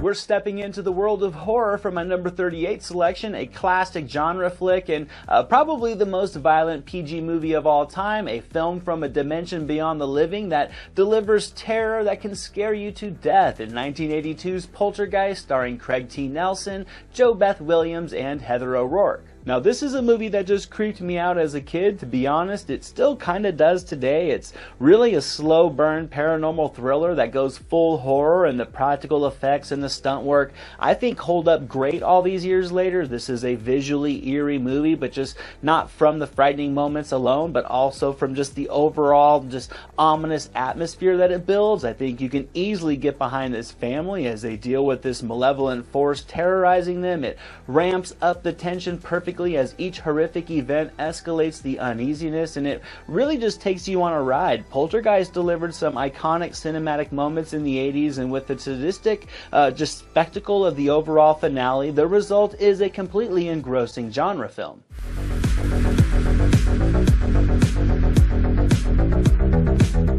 After that movie, we're going to lighten it up with a little bit of holiday cheer for my number 37 pick, one of the all-time great Christmas movies, one that proves there is no place like home for the holidays, in the 1989 feel-good hit National Lampoon's Christmas Vacation, starring Chevy Chase, Beverly D'Angelo, and Randy Quaid, from the mind of John Hughes. This is a holiday classic to me, and watching Clark Griswold bumble through Christmas always brings me joy and helps ignite that holiday spirit inside me. There are so many comical moments, from Clark lighting up his house to shopping to dealing with cousin Eddie. This, I think, is the best film in the franchise outside of the original, and it's because just the National Lampoon's sense of humor fuses in perfectly with the holiday season. Clark's a bumbling fool that can never do anything right, yet his heart is gold. It's always in the right place, so you kind of can't help but love him. The movie keeps a quick pace. It relies on slapstick humor, the spirit of the holiday, sight gags, and situational laughs, and it's all a delight because for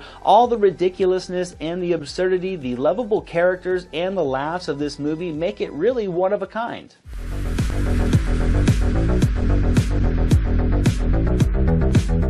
Now, I think we all know the rules for my number 36 pick. Don't get him wet, don't get him in the sunlight, and never feed him after midnight. Another holiday favorite of mine from 1984, Gremlins, starring Zach Galligan, and another childhood love of mine, Phoebe Cates, along with Corey Feldman and furry little Gizmo. Now, this is another Christmas rotation movie for me. It's filled with so much nostalgia growing up. It's completely bizarre and out of the box. It's lighthearted, but at the same time it's pretty dark, which gives it a completely different viewing experience as an adult compared to when I was a kid. The Gremlins are both menacing and cool, and the product placement in this film is like a step back into just the world of 80s pop culture. It's a fun blend of genres with classic moments of horror and suspense and action and humor. I think seeing Mrs. Deagle get shot out of her window was the first time I ever laughed at somebody being murdered in a movie. The kitchen sequence is just a classic. It's so well crafted, as are many other moments as this small town is taken over, and despite all the advancements of technology, the practical effects in this movie solidify it as a timeless classic.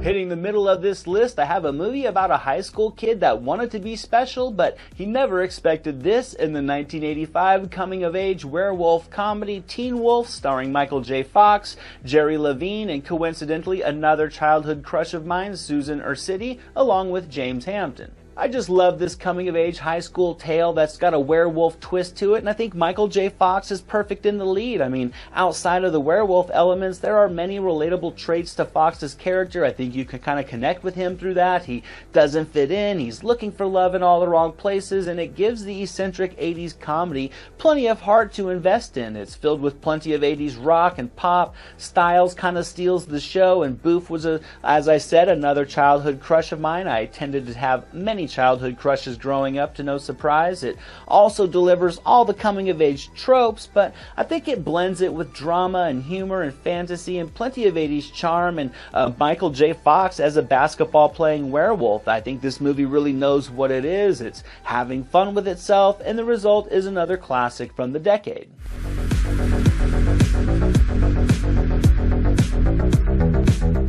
get a rare sequel sighting on this list for my number 34 pick. It's another Spielberg classic with a tagline that simply said the hero is back. It's a movie that would also help to inspire the PG-13 rating we know today, 1984's Indiana Jones and the Temple of Doom, with Harrison Ford returning as Indiana Jones. I'm probably one of the few who like Temple of Doom over Raiders of the Lost Ark, but as a kid this was the go-to movie for me. This was the film that I owned and watched religiously, and as an adult, while I can see that Raiders is critically a more sounder film, still the over-the-top, fast-paced insanity of this one can still lure me in. Ford's having a great time in the character, and I think Short Round certainly makes up for Capshaw's shortcomings. I just love the mood and the tone of this movie. I love the backdrops and just the adventures overall, and while it may be a bit more superficial than Raiders of the Lost Ark, this is still my go-to movie for Indiana Jones adventures.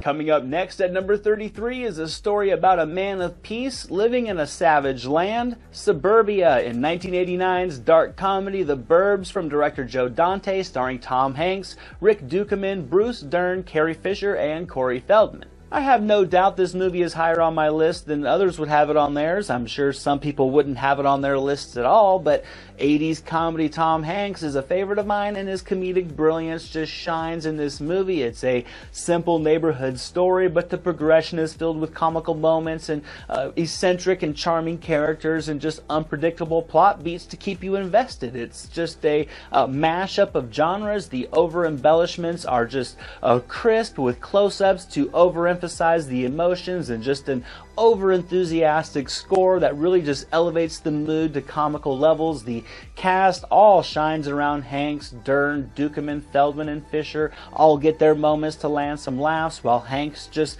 quietly commands the screen with his natural timing. This movie just goes all in on the bizarre, and the result is a charismatic film that would close out a decade where strange movies like this were much more common than they are today.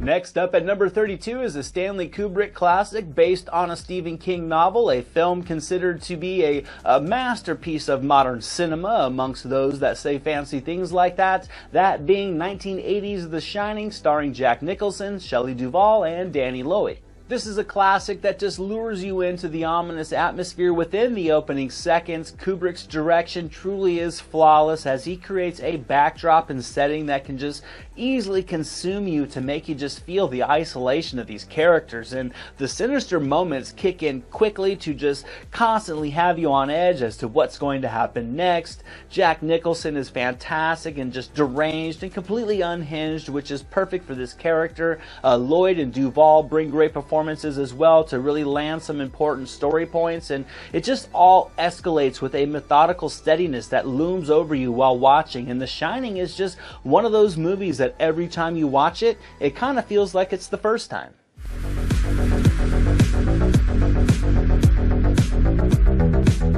And to close out this list, I'm going to stick with 1980, as well as having another sequel for my number 31 pick. This is still my all-time favorite of the Star Wars movies, that being The Empire Strikes Back, directed by Irvin Kershner, continuing the world created by George Lucas, starring Mark Hamill, Harrison Ford, Carrie Fisher, and Billy D. Williams. Personally, I think The Empire Strikes Back is easily the gold standard for Star Wars. It really is the perfect sequel. It advances the character, builds on the plot, it continues the world building, and it ups the stakes, and it's really all you can hope for a planet-hopping science fiction epic. I can't even count how many times I watched this movie as a kid and used old tubes of wrapping paper for lightsabers as a kid. It just weaves a compelling saga between Vader and Skywalker, but it really does pay attention to the subplots as well to advance everything with a nice pace, and it just delivers truly epic action and battle sequences that further push the envelope for cinematic effects. And when I want to sit back for some Star Wars,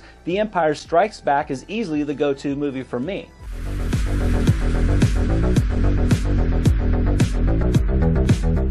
Kicking things into gear at number 30 is a film set during the dawn of World War III. The invading armies planned for everything except for 8 kids called the Wolverines in the 1984 action thriller Red Dawn, starring Patrick Swayze, Charlie Sheen, Leah Thompson, Jennifer Grey, C. Thomas Howell, Harry Dean Stanton, and Powers Booth.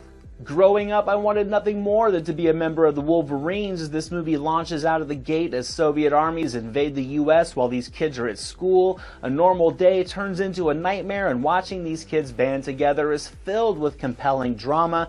Sheen and Swayze, they do lead the show, but it really is a true ensemble effort that delivers an adventure that actually meant something with true ramifications. The stakes are high. These kids are forced to grow up together. It's as emotionally gripping as it is action-packed, and the journey of the Wolverines will always be cemented to me as an 80s classic.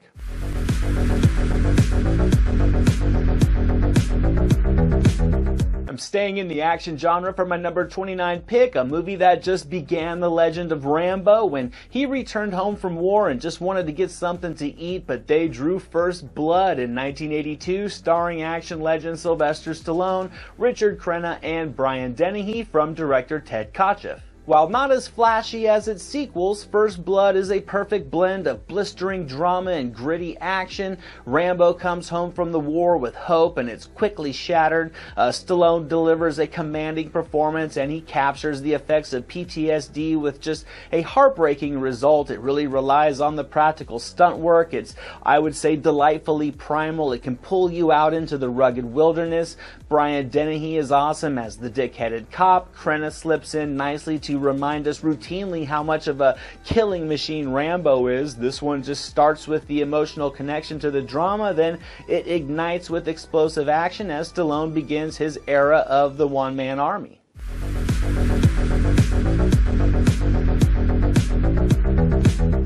I'm lightening the mood a little bit for my number 28 pick. I have a comedy with some balls because playing a round of golf at the Bushwood Club isn't confined to just the course. In the 1980 classic Caddyshack, starring Chevy Chase, Bill Murray, Rodney Dangerfield, Ted Knight, and Michael O'Keefe, directed by Harold Ramis. Now, Caddyshack is not without its flaws. The plot certainly is a bit of a mess with admittedly no real direction to it, but at the same time, it's also the definition of 80s silliness, and I think it thrives with a ton of quotable lines and comical jokes.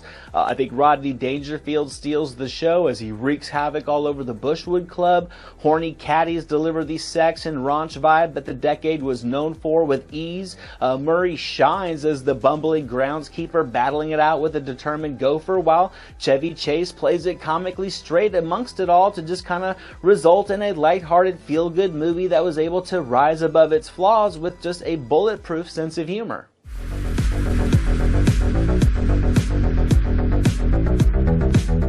Moving along to my number 27 pick is arguably one of the most iconic films in cinematic history. It's a film that was nominated for 8 Academy Awards and won 2 of them. I'm of course talking about 1980's Raging Bull from director Martin Scorsese, starring Robert De Niro, Kathy Moriarty, and Joe Pesci. Raging Bull to me is one of the best boxing movies of all time. It's arguably Scorsese's best work and maybe De Niro's as well. I think it's a complete saga that feels unrelenting in its exploration of the troubled fighter Jake LaMotta. It's an intimate portrayal that isn't always easy to watch, but I think the direction from Scorsese keeps your eyes locked onto every frame of this movie. I think on the technical side it still holds up with plenty of visual appeal. You can really feel like you're getting sucked into a time capsule every time you watch this movie. Joe Pesci and Kathy Moriarty are fantastic as De Niro just disappears into the role, making Raging Bull not just an 80s classic but a cinematic one with a timeless quality to it.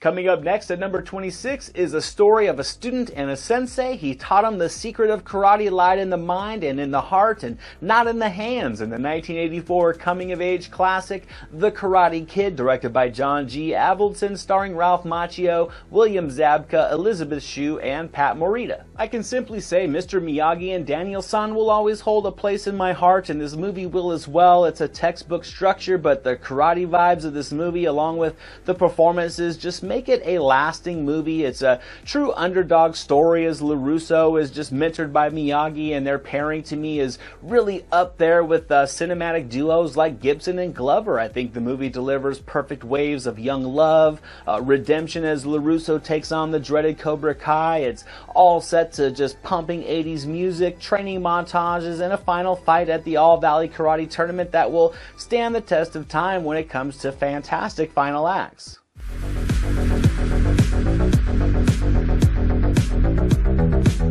Reaching the middle of my list is a mystical action adventure comedy monster kung fu ghost story from director John Carpenter. At number 25, I have Big Trouble in Little China from 1986, starring Kurt Russell, Kim Cattrall, Dennis Dunn, and James Hong. I don't think movies get more wild, eccentric, or over the top than this one, and that's exactly why I love it. It's unique, it's filled with vibrant characters and backdrops that create such a rich world for a story you want to escape into. And I mean, Kurt Russell is perfect as the leading man that subtly wasn't the leading man at all. I mean, unlike any hero in history, Jack Burton bumbles his way to success in this movie, and it's enjoyably laughable. Fantasy and martial arts create an atmosphere you just want to see more of. It's loaded with visual flair. This was a movie that took chances, and it blends computer and digital effects with just a nostalgic appeal, and anytime you sit back for this movie, it will take you away.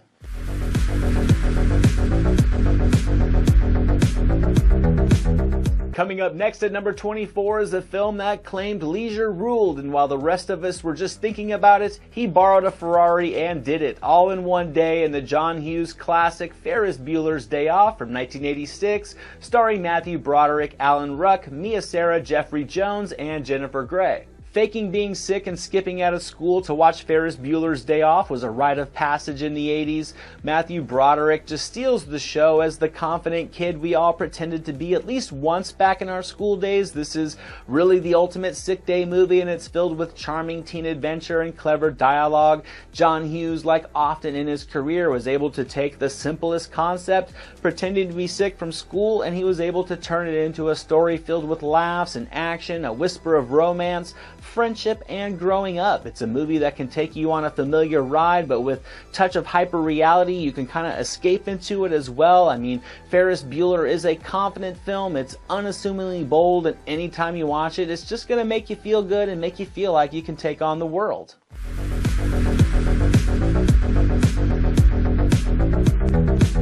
Moving along to my number 23 pick is a movie about a man who came to chew bubblegum and kick ass, but he was all out of bubblegum in another iconic John Carpenter hit, They Live from 1988, starring Hot Rod Roddy Piper and Keith David. Something I love about John Carpenter is his creativity and just his ambition overall, and no film shows it better in my opinion than They Live. I mean, Roddy Piper and Keith David, as unassuming as they may be, are a perfect duo that without those big leading man names were still able to command this inventive plotline. It's of course filled with all the 80s action, gusto, and masculinity and catchphrases that you could want, but it's also lined with a thought-provoking story, and I think that's what makes this movie so engaging and so memorable amongst all the others in the genre. It's a movie with two worlds, one with the glasses and one without them, and the blend of them in this story just makes it as adrenaline-filled as it is mentally consuming.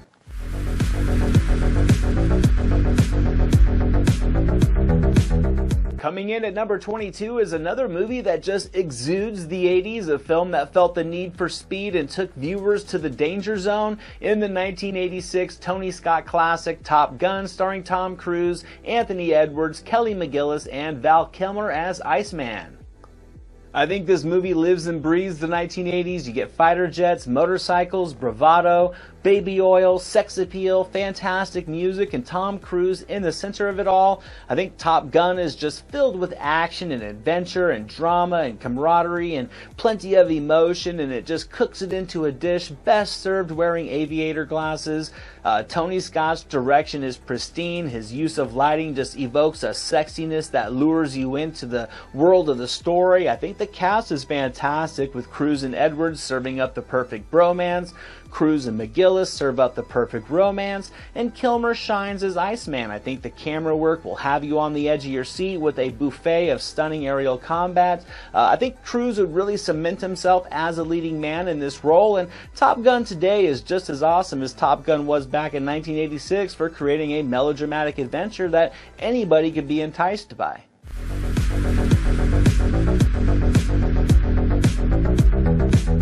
And for the final movie in this video, coming in at number 21, I have a world-class horror film that took you to the deepest, darkest parts of your nightmares. I'm of course talking about the '84 Wes Craven classic, A Nightmare on Elm Street, starring Heather Langenkamp, Robert Englund, John Saxon, and Johnny Depp in his first on-screen performance.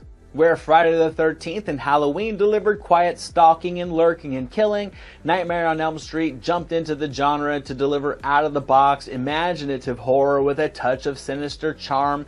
Freddy Krueger really splashed into the genre with a sadistic gusto, and Englund in the role to me is just pure gold. This movie delivered truly frightening moments as a group of kids are stalked in their sleep, and I think that fresh concept was able to create genuine intrigue and fear to blend with all the effective horror. I think the practical effects in this movie are still awesome to this day. They craft something that is just still visually unique despite all the advancements of technology that came up through the years. I think it really does keep a tight pace. You roll from one creepy moment to the next, and it's just a delightfully dark and gritty ride, all set to fantastic scoring that really builds an inauspicious atmosphere to complement the story perfectly to cement itself as one of the best horror movies of all time.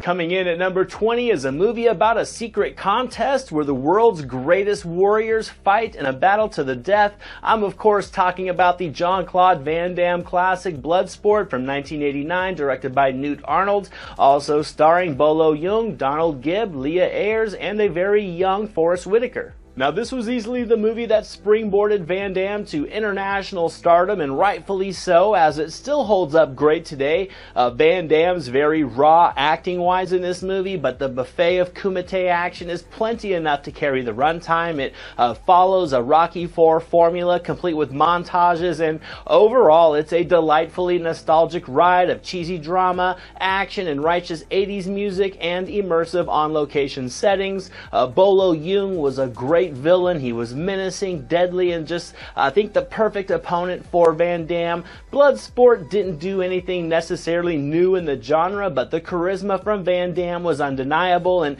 anytime you want to port back into time to see the early days of Van Damme, Bloodsport is a winner.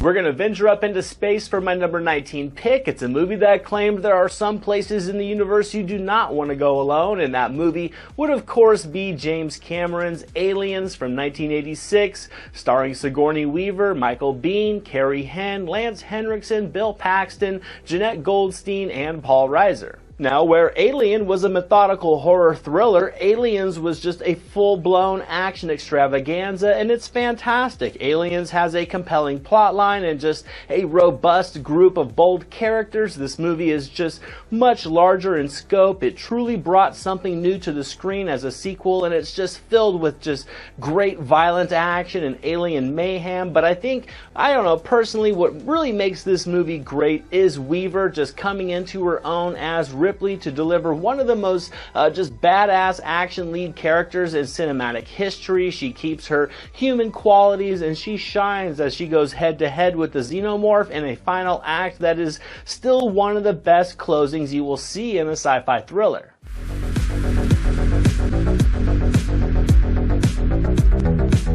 I'm keeping it in the science fiction section for my number 18 pick. It's a movie about the future of law enforcement. He was part man, part machine, and all RoboCop from 1987, directed by Paul Verhoeven, starring Peter Weller, Nancy Allen, Ronnie Cox, Kurtwood Smith, and Ray Wise.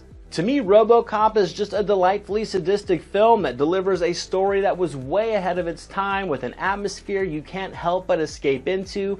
RoboCop is just a legendary character in this movie. He's dispensing one-liners and justice on all those who are preying on the city, and Peter Weller is just phenomenal in the role. This film has a fantastic hero arc to get behind as Weller becomes RoboCop, but on the other side of that coin, it has about as seedy of a collection of villains as a movie can get, with just a flat-out vile crew of cronies led by Red from that 70s show. The visual effects, I think, still hold up great today with the blend of just cutting-edge digital work at the time and top-of-the-line practical effects.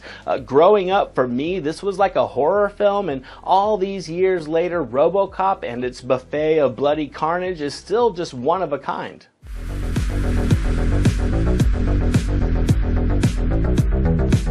Moving along to my number 17 pick, I have an action comedy about a guy who's been chased, he's been thrown through a window and arrested. He's Axel Foley, and he's a Detroit cop on vacation in Beverly Hills. I'm of course referencing the 1984 classic Beverly Hills Cop, starring Eddie Murphy, John Ashton, Judge Reinhold, and Ronnie Cox. Arguably one of the best action comedies of all time, this movie is without question iconic because of the comedic brilliance of Eddie Murphy. He's really able to switch between comedian and action star with a seamless flow throughout this appealing storyline.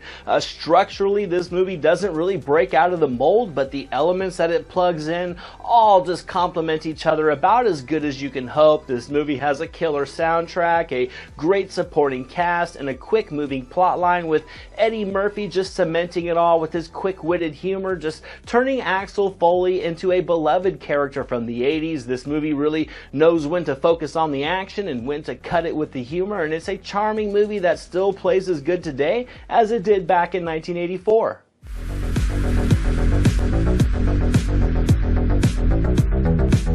My number 16 pick comes from the mind of John Hughes. It's a movie from 1985 about 5 strangers with nothing in common except for each other, in the coming-of-age classic The Breakfast Club, starring Emilio Estevez, Molly Ringwald, Ali Sheedy, Anthony Michael Hall, and Judd Nelson. This movie is yet another example of John Hughes taking the simplest of concepts, like Saturday morning detention, and crafting it into a compelling coming-of-age tale filled with heart and emotion and humor and just waves of appealing charisma. This film almost relies primarily on the cast performances and the script, and it's an absolute delight.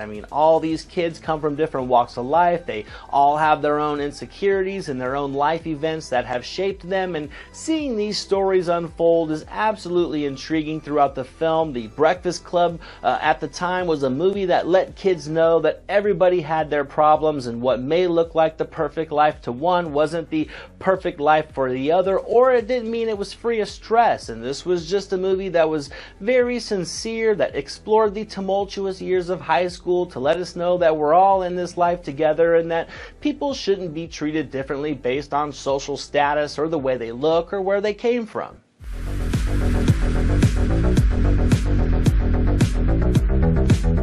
Up next at number 15, I have a movie about a machine that was sent back in time to change the future. It's of course another James Cameron classic, the sci-fi thriller The Terminator, starring Arnold Schwarzenegger, Linda Hamilton, and Michael Biehn. I think this movie still is a fantastic blend of sci-fi, action, thriller, and horror, and Arnold Schwarzenegger as the evil Terminator was fantastic. The scoring just creates a haunting atmosphere. This is a very ominous film that's just perfect for this wildly ambitious and fresh plotline. The cast is impressive, with Hamilton and Biehn carrying the pace, while Arnold just destroys anything in his path of finding Sarah Connor. The Terminator was like a horror movie for me as a kid, and it wouldn't have worked with anyone other than Arnold as the T-800. It's loaded with tense action as the game of cat and mouse all over LA ensues, with many memorable action moments. It's a visually appealing blend of practical and digital special effects, and it's still as awesome looking all these years later as it was back when it was made.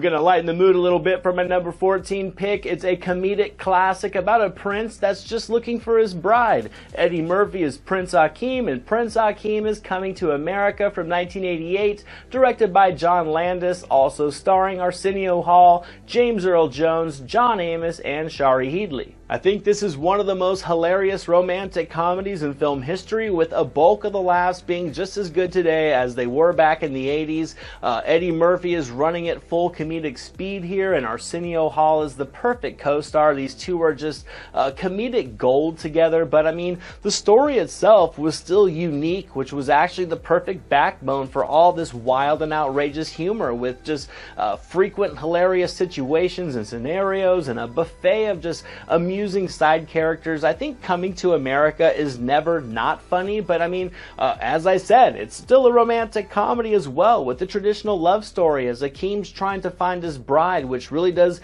fuel all the actions in the story very smoothly. There are just so many memorable moments and so many quotable lines from this movie, and no nostalgia goggles are needed for this one because it's still a top-tier, creatively ambitious comedy.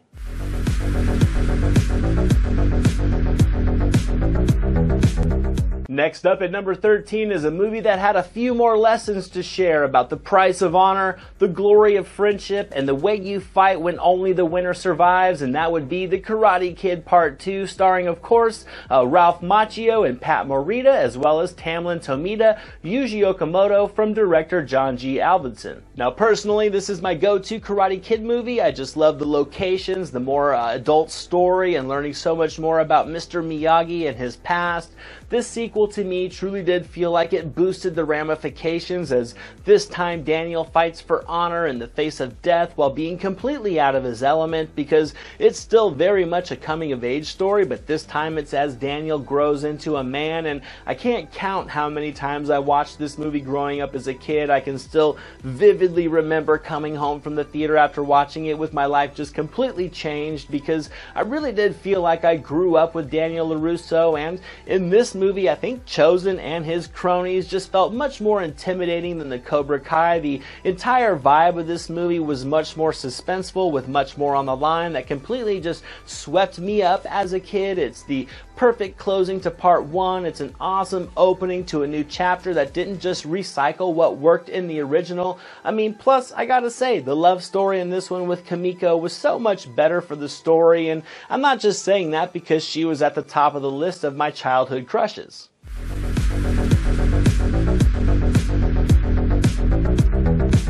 Coming in at number 12 is a gangster classic from director Brian De Palma, a movie about a man who loved the American dream with a vengeance. That man was Tony Montana, but the world would know him as Scarface from 1983, starring Al Pacino, Stephen Bauer, Robert Loggia, Michelle Pfeiffer, and Mary Elizabeth Mastrantonio. There is no more of an iconic drug dealer than Tony Montana, and Al Pacino as Scarface is just a masterclass in acting.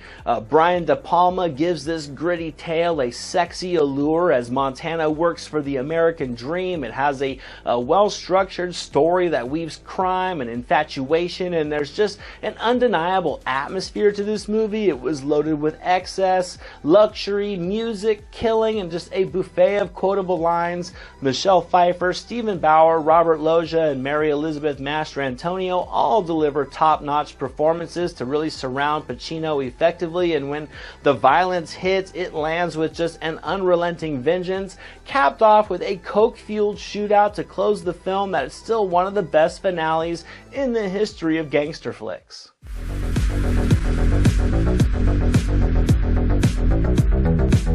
And for my number 11 pick, I have a gritty, dark little action movie about a man who was the strong arm of the law, crime was the disease, and Sylvester Stallone was the cure in 1986's Cobra, also starring Rennie Santoni, Brian Thompson, and Stallone's wife at the time, Brigitte Nielsen, directed by George P. Cosmatos. Kinda. It's been known and routinely stated that Stallone actually directed a bulk of this dark and gritty actioner. He really was riding high off his success in '85. There was no bigger star than him at the time, and he was in full gusto, dispensing one-liners and soaking up every scene while chewing on a matchstick. It's just action movie cheese at its finest. It's no denying it's a simple story, but the sadistic group of killers, nostalgic montages, and a full-throttle final showdown make this movie just a gratuitous gem. It kicks off with an amazing grocery store intro that sets the stage for the ride of car chases, music, gunplay, and bravado that will consume this tight 87-minute runtime. It isn't one of Stallone's more well-known films, but the practical stunt work and a complete lack of self-awareness are just a joy in this movie. The body count just escalates to comical levels as Stallone goes full one-man army mode, and it closes with a satisfying one-on-one showdown that sort of encapsulates the action genre in the 80s overall.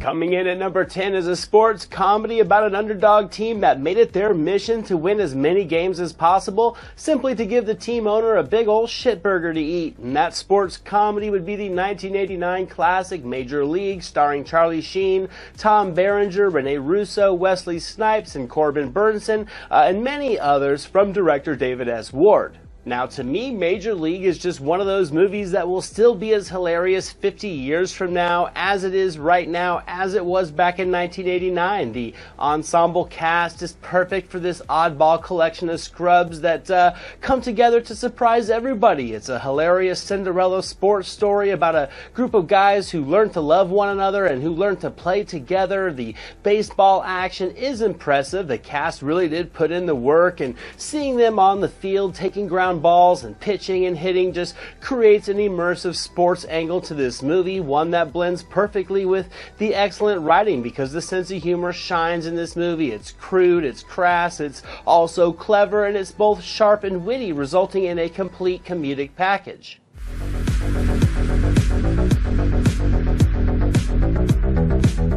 Next up at number 9 is an iconic sequel that, when it was released, simply said, "Get ready for the next World War," and that would be when Rocky would meet Drago in Russia on Christmas in 1985's Rocky IV, written by, directed by, and starring Sylvester Stallone alongside Dolph Lundgren, Talia Shire, Carl Weathers, Burt Young, and Tony Burton.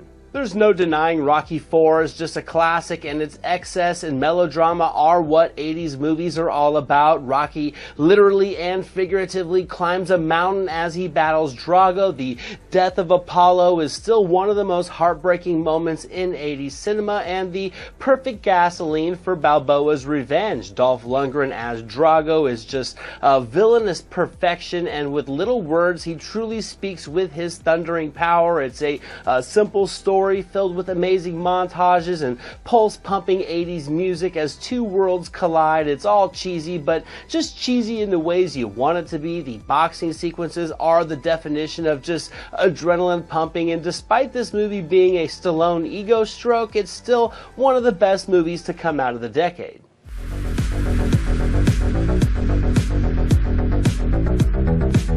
Moving along to my number 8 movie, I have a comedy about the cross-country family vacation from hell in the 1989 comedy National Lampoon's Vacation, starring Chevy Chase, Beverly D'Angelo, Anthony Michael Hall, Dana Barron, and Randy Quaid, directed by Harold Ramis and written by John Hughes. Slapstick humor doesn't get much better than it does when coming from Chevy Chase, and his turn as Clark Griswold is iconic in this movie. I mean, sure, he's probably more remembered for Christmas Vacation, but the comedy that he delivers in this just wild summer trip to Wally World is top-notch and never fails in delivering hysterics, from subtle innuendo to in-your-face dialogue to the physical and situational laughs. This movie is rarely not funny, but I mean, at the core of it all is plenty of heart. I mean, Clark's heart is always in the right place, which makes his incompetence that much more endearing and lovable. I think the cast overall is fantastic. D'Angelo is just a perfect pairing with Chase. Quaid as Cousin Eddie is world class, and the laughs come from even the smallest of characters as the Griswolds bumble their way across the country.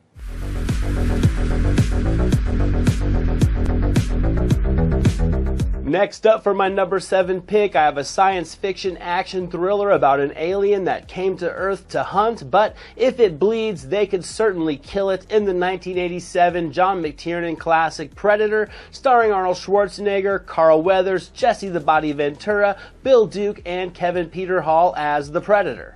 I would easily consider Predator to be a perfect film for what it set out to accomplish. The collection of studs in this movie could easily rival the Expendables, which makes their being toyed with in the jungle by something otherworldly that much more suspenseful. I mean, as the viewer, you were thrown into the meat grinder with Dutch and his crew, and the on-location shoots are fantastic. They're absolutely immersive. The film is fast-paced. It keeps a simple plot, but still maintains its freshness as it just weaves action and bravado and tension with ease. The practical action in this movie is intense. The Predator is one of the 80s most iconic characters. He's a total badass, and the bare bones finale here with no dialogue and Silvestri's score is still one of the best third acts in cinema, as Arnold goes head to head with the Predator in a thrilling game of survival that delivers a timeless intensity.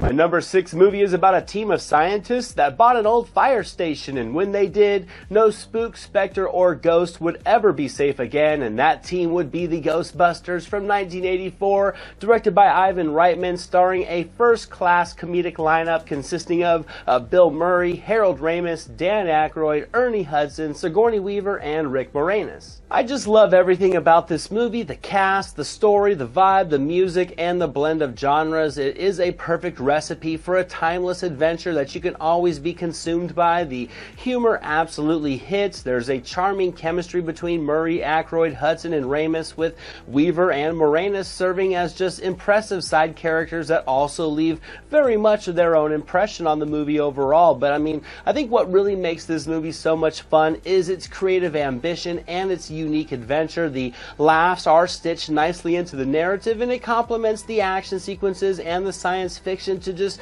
create an engaging balance that can easily take you on a ride, even if you've already seen it many times before. I think the script in this one is tightly written. The special effects, despite their age, still hold up well, and simply put, this is a movie that's having fun with itself, so you can naturally have fun with it and its lovable characters, with or without nostalgia being needed.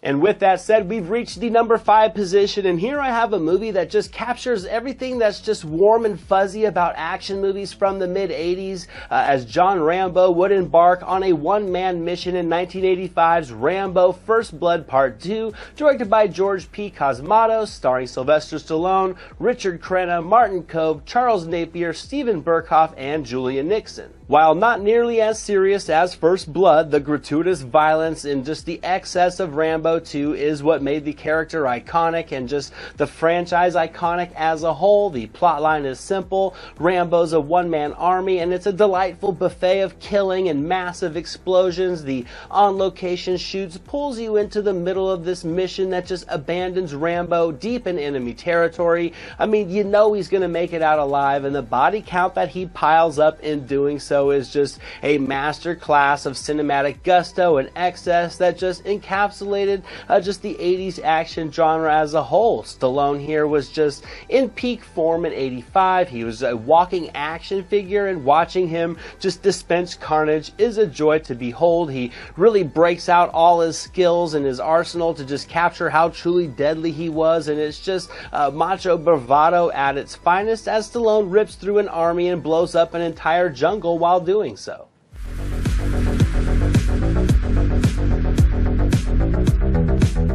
We're stepping into the action genre for my number 4 pick, a movie that single-handedly changed the landscape of the genre when John McClane arrived at Nakatomi Plaza for a company Christmas party in the 1988 actioner Die Hard, of course starring Bruce Willis, Alan Rickman, Reginald VelJohnson, and Bonnie Bedelia from director John McTiernan. I mean, what can you say about Die Hard that hasn't already been said? It's a timeless classic as well, and it just changed the game for the action genre with a character type and a plot line that's still being replicated in action movies to this day. I mean, Bruce Willis is perfect here. He is John McClane, and his everyman charm mixed with his action hero moxie is just a thing of legend. I think Alan Rickman is just an amazing villain as Hans Gruber. He's a commanding foe for McClane in this fast-paced story. The action really is frequent as McClane delivers the wrong place, wrong time scenario, sans shoes, with just endless appeal in my opinion. McClane delivers punishment and takes plenty of his own in this just immersive action movie set inside Nakatomi Plaza, and Die Hard just delivers tons of memorable moments and quotable lines. Willis is at his action movie best here, and Die Hard isn't just a classic Christmas movie, it's a perfect action flick and better than many that are still being released today.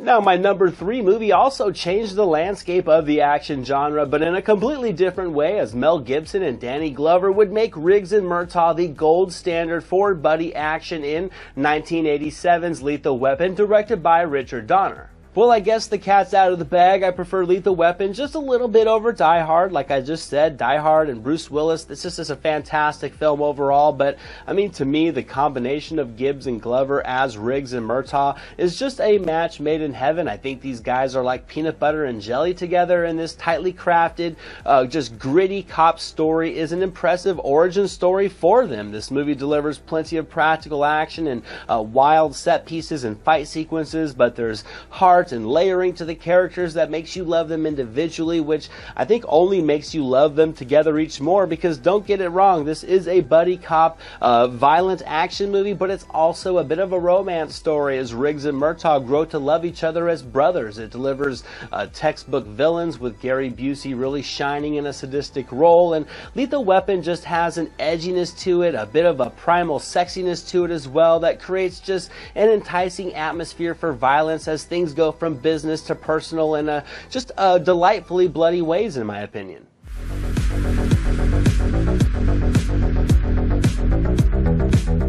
Now, next up for my number 2 pick is just a beloved film to me. It's the ultimate childhood adventure from director Richard Donner about a group of kids trying to save their homes, and that group of kids would be the Goonies from 1985, starring Sean Astin, Josh Brolin, Corey Feldman, Ke Huy Quan, Josh Cohen, Kerry Green, Martha Plimpton, and Josh Matuzak as Sloth.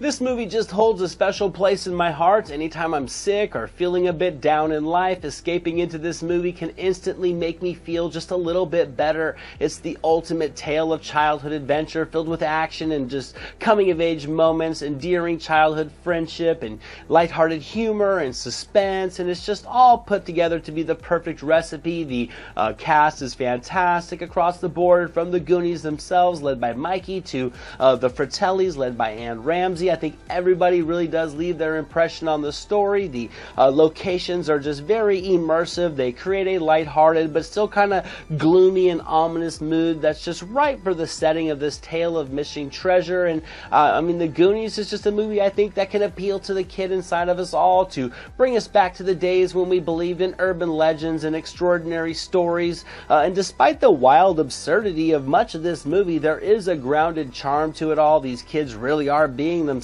Their flaws really are their strengths, and The Goonies for me will just be a movie that I'm watching until the day I die.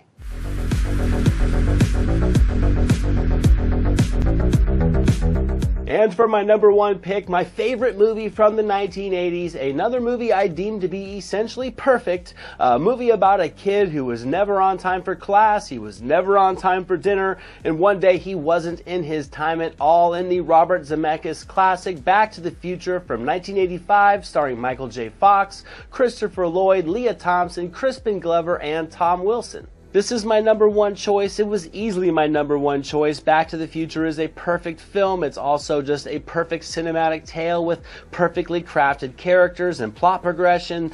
Back to the Future was completely out of the box, and it created a fresh, engrossing story with a flawless use of time travel. I mean, it just takes you on a time period hopping saga filled with weird family interactions and comedy and adventure and friendship and action, all sprinkled throughout the mission of Marty McFly trying to get home. I think Michael J. Fox is phenomenal in this role. He really captures the growth and layering of the character with ease and just very naturally. I think it makes you instantly care about this guy, and his friendship with Doc Brown, I think, is shoulder to shoulder with Riggs and Murtaugh, because Christopher Lloyd is also just first class in this role. He really did make it his own. But I mean, what makes this movie so magical, I think, is its blend of cinematic elements, from storytelling and acting and special effects and just story development and scoring and editing and so much more. I think everything is riding at full speed, and the result is an endearing journey filled with meaningful quiet moments and just engulfing climactic cinematic moments that are just